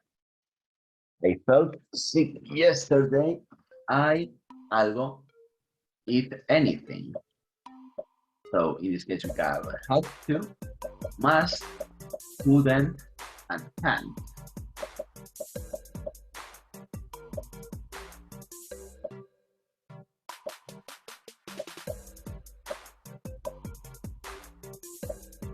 Quedan 5 segunditos.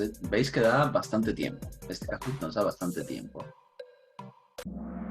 Okay, so this one was a little bit harder, un poquito más difícil, and I'm going to explain why we use couldn't. Primero, la diferencia entre can't y couldn't es que el can't es presente y couldn't es pasado. Si nos están diciendo I felt sick yesterday, ayer, entonces tenemos que usar el pasado, porque estamos hablando de algo de ayer, no algo de hoy. Pero entonces me dirían, ay, ¿vale? Entonces tenemos couldn't y tenemos had to. Had to también es un pasado. Sí, pero couldn't es el negativo. Entonces, palabras como anything puede ser o todo o cualquier cosa, o en este caso, nada. I couldn't eat anything. Entonces, en este caso sería I felt sick yesterday. I couldn't eat anything. Ayer me encontré mal, no pude comer nada. And, okay, I need to delete this. I always forget to delete things. Okay, I speak Spanish and I am learning French. Then could, can, and couldn't.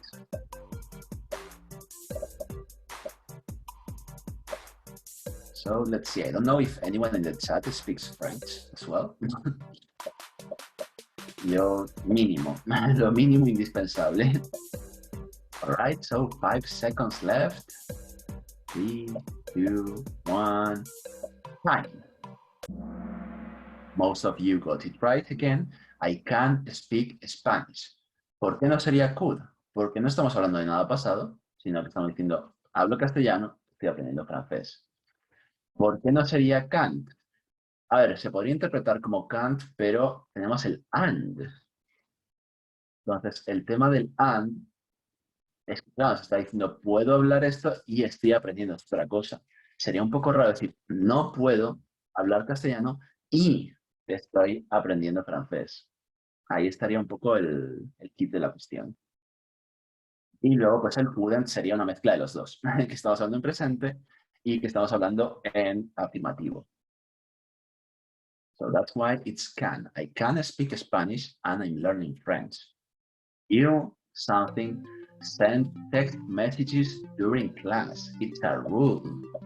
Must not, have to, or don't have to. Que vais muy decididos a por las respuestas. Very nice. Ahora solo queda el listening, que seguro que sí. Quedan menos de 10 segunditos, iba a decir minutos. 5, 4, 3, 2, 1, time again. All right. Aquí estamos, bien. Sabía que iba a haber aquí un poquito de división. Must not lo usamos para normas. Normas que tenemos que seguir. Don't have to, de nuevo la explicación es que es como no tienes por qué hacer esto. So, for example, I don't know.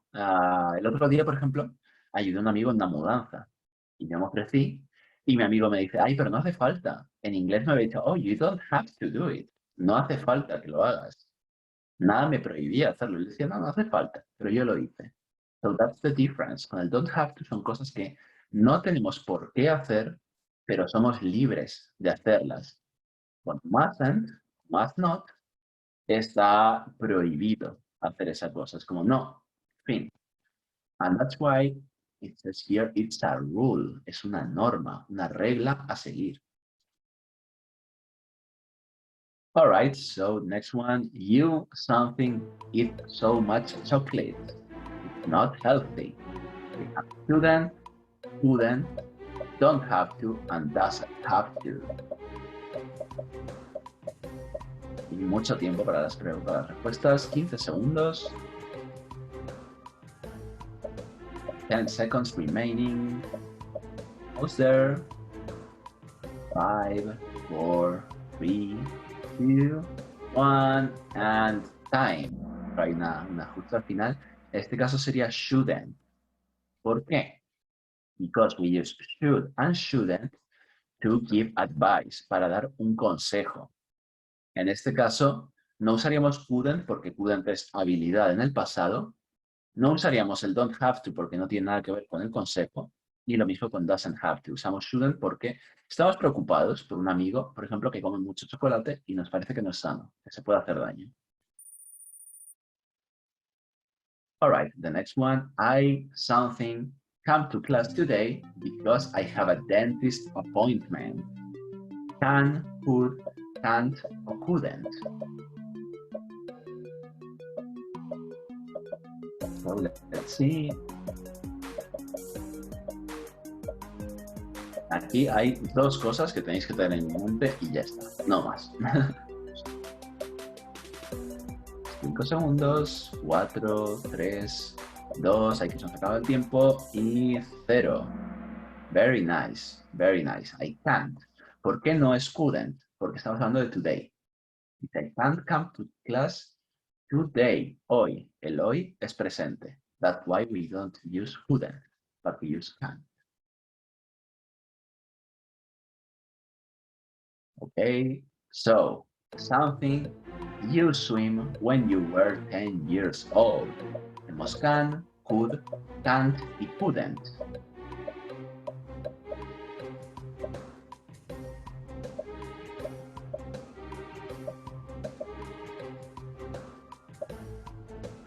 So let's see, 10 seconds left. 10 segunditos finales. Hay que apurar esa respuesta a 5 segundos. Me gusta meteros un poquito de presión, creo que se nota. Ok, la gran mayoría, bien. Could you swim when you were 10 years old? ¿Por qué no puede ser can? Porque, de nuevo, estamos hablando del pasado. Una cosa que os puede servir mucho para identificar eso es aquí el were. Were es la forma pasada del verbo to be. Was, were. Entonces, si tenemos este verbo en pasado, nuestro modal tiene que hacer alusión al pasado, ¿de acuerdo? Vale, seguimos con la número 8. John something play tennis really well. He is the champion. Tenemos can, should, can't y shouldn't. Bueno, pues muchos ya lo habéis tenido clarísimo, habéis ido en plan a machete, como quien dice. 15 segunditos. 10 seconds. 5, 4, 3, nos quedamos sin tiempo. 2, 1, ay. Ok, so, ¿cómo se llama este señor que tengo detrás del chat? John can play tennis really well. He is the champion. ¿Por qué no sería should? De nuevo, should lo estamos usando para un consejo, una opinión. Aquí estamos hablando de los hechos. Este señor sabe jugar al tenis muy bien. Por algo es el campeón, porque sabe jugar muy bien. Okay, we have a lot of work tomorrow. You something be late. Doesn't have to, must, don't have to, y must not.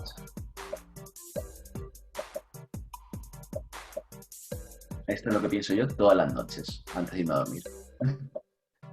Ay. Me tengo que organizar bien la mañana, que no quiero llegar tarde. Y no llego tarde nunca. 5 seconds. 3, 2, 1.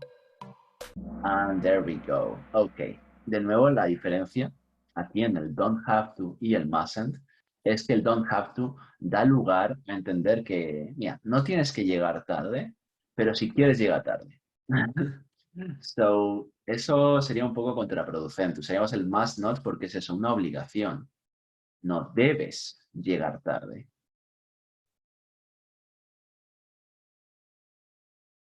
Alright, so estamos en el Ecuador ya. Tom is a millionaire. He something work. Must, don't have to, doesn't have to y must not. Hay quien pudiera, de verdad.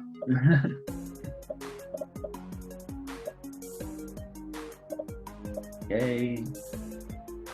Quedan 10 segunditos. Tienen que entrar estas respuestas ya.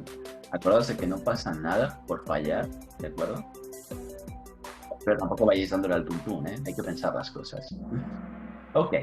So, in this case, Tom is a millionaire. He doesn't have to work. Como este señor ya es millonario, si quiere, pues puede tumbarse en la playa, estar ahí toda la vida, le da igual. esto también significa que si él quiere trabajar, pues adelante. Está bien, nadie le impide trabajar. Por eso no podría ser el must not. Y luego no puede ser el don't have to, porque es tercera persona del singular. Recordad eso. Y a Carolina le traiciona el dedo. Bueno, no pasa nada, ahora se remonta. We, algo, smoke inside the school. Can, must not, y don't have to. Veo que las respuestas están entrando muy rápido esta vez. Está yendo todos a por los puntos. A ver quién consigue más. Que la cosa está reñida. 5, 4, 3, 2, 1. I'm done. Very nice. You must not. Está prohibido. Fin. No hay tu tía. You something brush your teeth after breakfast. Should, can't, shouldn't, y must not. So you something brush your teeth after breakfast.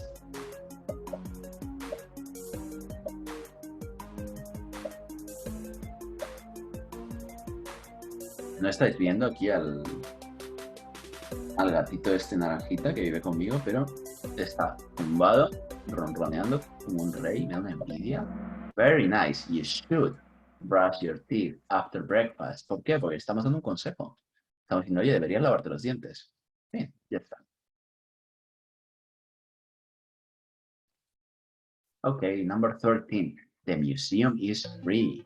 You something pay to get in. Don't have to, must not, doesn't have to, or shouldn't. Aunque ya nos queda poquito, estamos bastante avanzados en el caput y os veo bien puestos, la verdad. Estoy contento porque pensaba que igual era mucho material lo que habíamos visto, pero veo que lo estáis entendiendo súper bien. Y se acaba el tiempo ya. Alright, yes, you don't have to pay to get in. ¿Por qué no usaríamos el must not? Porque no hay ninguna prohibición, al fin y al cabo. Must not es eso. Tiene que haber una norma detrás o una prohibición explícita de alguien que nos diga, no debes hacer esto. Alright? So number 14. I think you something learn Portuguese if you want to work in Brazil. So should, can, shouldn't, or can. Hay además una palabra en concreto que os da una pista como una catedral. So 10 seconds left. We are almost running out of time. 5, so we have even less time now. 3, 2, 1, and done. You should, eso es. Cosas como, por ejemplo, I think. Generalmente con los modales vamos a seguir con should, porque claro, le estás dando tu opinión. En plan, pues pienso, opino que deberías aprender portugués si quieres trabajar en Brasil. Okay, number 15. She looks sick. I think she something go to the doctor. Can, shouldn't, should, y have to.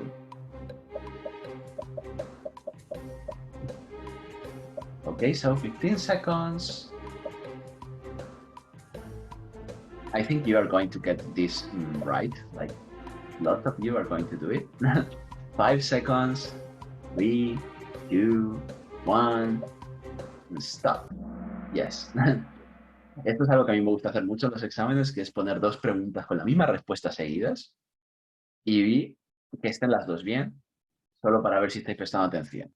So, yes. Entonces, de nuevo, tenemos el I think, estamos dando nuestra opinión, usamos should. Okay, so next one. I something buy a new car. I don't have enough money. Can, must, y should. Esta es bastante facilita, yo creo que vais a tener súper bien. Veo en general, estoy muy contento porque veo que la lección está muy bien interiorizada por vuestra parte. So, 3, 2, 1. Hay que apurar la pregunta y para adentro. Yes, I can't buy a new car. No tengo la capacidad, no puedo comprar un coche nuevo. I don't have enough money. Como no tengo suficiente dinero, no puedo comprar el coche. That's it. So number 17, we're almost done for today. I something visit my grandparents more often. Must, should, must or not, and shouldn't. Giuliani dice, ay, no me confundí, vi can't y puse can. No te preocupes, lo importante aquí es aprender. Todos los puntitos está bien, pero el saber que tenías la respuesta correcta, eso es lo mejor. So, 3, 2, 1, done. I should. Eso es, podemos usar el should, aunque lo usemos para nosotros mismos. No siempre tiene que ser el dar un consejo a alguien, sino que en este caso, pues sería el debería. Debería visitar más a mis abuelos. No podría ser must, porque nadie me obliga a ello. No hay ninguna norma detrás de eso. You something pay rent on the 1st of every month. Must, can, should, and has to. Esta es la 18, estamos ya casi, y veo que el podio está reñida la cosa, ¿eh? Very nice. So, only 5 seconds left. Hurry up, hurry up, hurry up. And done. Yes, you must pay rent. El should, pues lo usamos como un consejito. Te lo puedes seguir o no. Si no pagas el alquiler, pues mal asunto, la verdad. So yes, it's a must. Es obligatorio pagarlo, lamentablemente. So 19, almost there. You something, go to bed so late. You're going to be tired tomorrow. Esto lo escribieron para mí. Should, must, shouldn't y can. Voy a pensar en esta pregunta, o sea, en esta cosa hoy a la noche, porque madre mía. Mónica dice, he fallado, he ido a 4º lugar. Pues tienes esta pregunta y la siguiente para recuperar tu puesto. Vamos a darle, vamos. 2 segunditos, 1 segundito. And done. You shouldn't go to bed so late. Eso es. No puede ser can porque al final estamos dando un consejo. Estamos diciendo, oye, no deberías irte a dormir tan tarde. Vas a estar cansado mañana. Ahí está la otra parte del consejo. So, yes. And the last one. I can't go to the movies tonight. I do my homework. So, have to, can't, don't have to, and shouldn't. Ay, la gente que va un poquitín mal internet, pues lo siento. Si hubiese sabido lo que me recomendaste, Cristian, antes, esto habría ido mejor. Pero bueno, lo sé para la próxima. La próxima será mejor, más guay, y os sacaréis mejor puntuación. So, 3 seconds, 2, 1, and done. Yes, I have to. Tengo que hacer mis deberes. Nadie me obliga en el sentido de que tú puedes ir a clase al día siguiente y decir, pues no los he hecho, o puedes hacerlos antes, o puedes hacerlos después. And that's why we use have to. Tengo, es una cosa que tengo que hacer, pero no es algo que nos obliguen en plan con normas. Okay, so we are done. I should, yes, you could use I should do my homework. Tenemos a Jasmine en 3er puesto, Eva María en el 2º y Nagore en el 1º. Lo que os he dicho, súper reñido. Ahí tenemos a Mónica y a Chris. Probablemente lo que os he dicho antes. Al final, lo que más importa de esto es ver que lo habéis entendido súper bien. ¿De acuerdo? O sea, os vais aquí con ese boost de confianza de decir, me han explicado hoy una cosa, que era muchísimo texto, y lo he entendido maravillosamente. Entonces estáis como, mira, pues igual soy el mejor. Lo decís para vosotros, no para mí, ¿eh? And with that, we end today's class. No sé si Gaby tiene algo que comentaros, que siempre le gusta pues, decir palabritas, etcétera. Así que, ya sabes, lo de siempre, Gaby. Ya, gracias. Yo al inicio de la clase, todos siempre, es como el perrito que salía ahí en la foto, todos así creo que empezamos todos siempre las mañanas. Yo lo vi, yo me identifico. Y ya después, conforme avanza la clase, ya estamos súper bien. Pues bueno, chicos, me alegro de que hoy, tal vez creo que la clase de ayer obviamente fue un poco más pesada, ¿verdad? Porque hay muchas reglas, pero hoy ya ven que hay un poco más para relajarse, así que espero que les haya ido genial. Hasta luego, Pilar, Joel. Como siempre, hasta luego, Asad. Nos vemos. Como siempre, si tienen dudas, ya saben que estamos acá para lo del curso. Recuerden que no necesariamente tienen que pagar el curso completo, que si lo pueden hacer del tirón, genial, porque así pues dejan de pensar, pero muchos me han preguntado, Gaby, que solo puedo pagar la matrícula, que solo, sin problema, no hay problema. Lo pueden pagar en plazos, en fragmentos, nos indican qué fecha de cada mes les va bien pagar el próximo fragmento y ya está. ¿Vale? Porque creo que algunos habían entendido que hay que pagar todo el tirón. No, para nada, jamás. No. En BLA tenemos siempre opciones de financiación, de plazos. Entonces lo pueden hacer así. Y al 50%, bueno, ¿qué más les puedo decir? Ya más no puedo. Sí podría que lo hago, pero que más no puedo, pero bueno, creo que está muy bien. Y nada, que si tienen alguna dudilla de esta semana, con todo el gusto. Yo me quedo siempre 5 minutillos más con Daniel, el asesor, y lo vemos.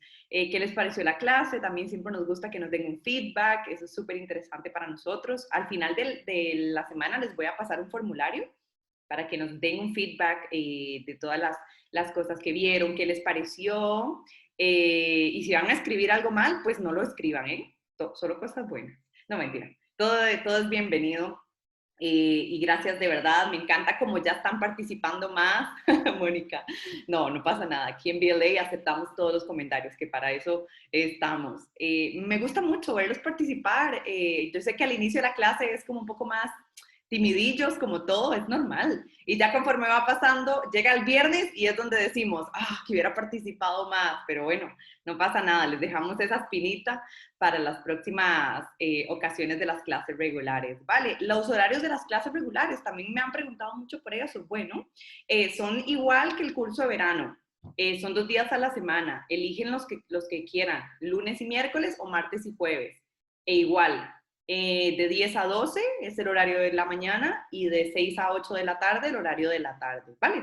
Y si te queda mejor estudiar fin de semana, los sábados tenemos clase de 3 horas. Entonces, exactamente lo mismo que se ve entre semana.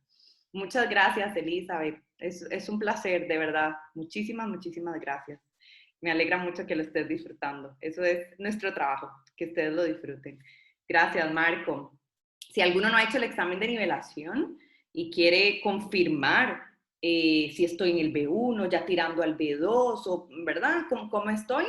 En el link del 50% de descuento, pueden elegir, dejan sus datos para que un asesor los contacte por WhatsApp, como les quede mejor, o que los llame, como a ustedes les quede mejor.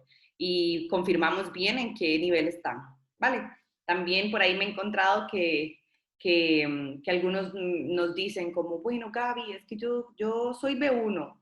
Vale, de parte de nosotros somos muy responsables en hacer nuestro examen de nivelación. No por lo general, cuando se diga que sos tal nivel, quiere decir que lo tengas. Ojo, quiere decir que en grammar tal vez, pero quiere decir que a la hora de hablar o a la hora de leer como tal, no lo tienes. Entonces tenemos que alinear todo eso. ¿Sabes? En BLA no podemos decirte, venga ya, toma tu certificación porque sabes grammar. Venga, ¿y en la entrevista cómo vas a hablar? No, entonces tenemos que preocuparnos porque tengan el combo completo. Entonces, nada, Teacher Iván, gracias, nos vemos mañana. En la tarde. Ya Teacher Mauri debe estar volando, creo que ya llegó a su destino, ya luego les contamos dónde anda, ya mañana nos acompaña. Si hace las clases los sábados, sería el doble de tiempo cada nivel. Porque dice, bueno, Carla, claro, entre semanas son 2 horas cada día y los fines de semana son 3 horas, pero compensa lo mismo que ves entre semana, compensa lo mismo que vas a ver el sábado, vas a terminar exactamente igual, ¿vale? Yo sé que dices, pero falta 1 hora por ahí, el programa está para que lo terminen exactamente igual en los 4 meses, lo vas a hacer, vas a ver si lo llevas los sábados, por ejemplo, entonces ya eso lo tenemos dominado, no te preocupes. que lo vas a terminar exactamente igual que las personas que están entre semana. Nada, es un placer, Carla. No sé si por aquí se me olvidó algo. Bueno, ahí está el link que envió Dani ya, el asesor. Y bueno, yo creo que nada, yo creo que está muy claro, ¿no? Yo creo que más bien parezco siempre repitiendo lo mismo, pero es que quiero que quede bastante claro, no quiero que tengan dudas al final de la semana. Ahí está. Gracias, Dani, de nuevo. Bueno, chicos, espero verlos en la tarde. Sé que algunos repiten sesión, siempre es importante. De nuevo, gracias por participar. Es para ustedes. Los animamos a participar para ustedes. ¿Nos dejas el link para ver las clases hoy? Claro que sí. Si Dani no lo tiene, acá lo tengo yo. Yo lo vuelvo a enviar. Dame un momento que lo copio acá porque me agarraste desprevenida. Ok. Allí en ese link de las clases las encuentran. Acá está. Ahí está. ¿Vale? 24 horas, pero por lo general tardamos en que suba el material del día a día, pero ya está. La Gaby, una pregunta. ¿Las mañanas son las mismas de la...? Sí, son las mismas. Johanny, son las mismas. A veces se incorpora otro teacher, pero son las mismas, la misma materia. Puedes refrescar un poco, escuchar otros acentos, a otras personas, participar. Te invito también a que lo hagas. Eso es sumamente importante, que escuches a otras personas también. La matrícula es un único pago. O por cada nivel, claro, por cada nivel. Pero ojo esto, pagas la matrícula que son 60 euros, pero si continúas con el resto de niveles y con nosotros, la matrícula te la dejamos al 50. ¿Sí me explico? Que si son 60 este mes que vas a estar, y luego vas a continuar con tus otros niveles, la matrícula va a valer 30, ¿vale? Porque por supuesto, como no te vamos a mantener el 50%, claro que sí. Entonces, cada nivel tiene su matrícula. Todo esto, el asesor te da detalle así, pero es así. Es que solo puedo asistir en la mañana. No te preocupes. También puedes ver las clases de la tarde. Todo está grabado y puedes echar un ojo también a la clase de la tarde, cuando esté grabado. Y los demás niveles también al 50%. Sí, Vicky, correcto, porque has estado acá en verano y se los vamos a mantener sin ningún problema. Acá lo que queremos es que aprovechen este beneficio, ¿verdad? Muchos también me han dicho como, ay, Gaby, mira que yo no sé, que ahora en agosto y que aquí, que allá. Yo no puedo prometer, lamentablemente, como que definitivamente yo les voy a mantener el 50, pero yo sí que voy a poder intentar ayudar a algunas personas por fuerza mayor que no puedan definitivamente a mantenérselos, ¿vale? Entonces, si estás interesada, sí, lo hablamos con el asesor, ellos lo hablan conmigo y lo mantenemos. Aquí el punto, Vicky, además del dinero y tal, es que aprendas inglés. Y si estás dispuesta y comprometida, nosotros hacemos el resto, que es ayudarte. ¿Ok? Bueno, voy a parar de grabar.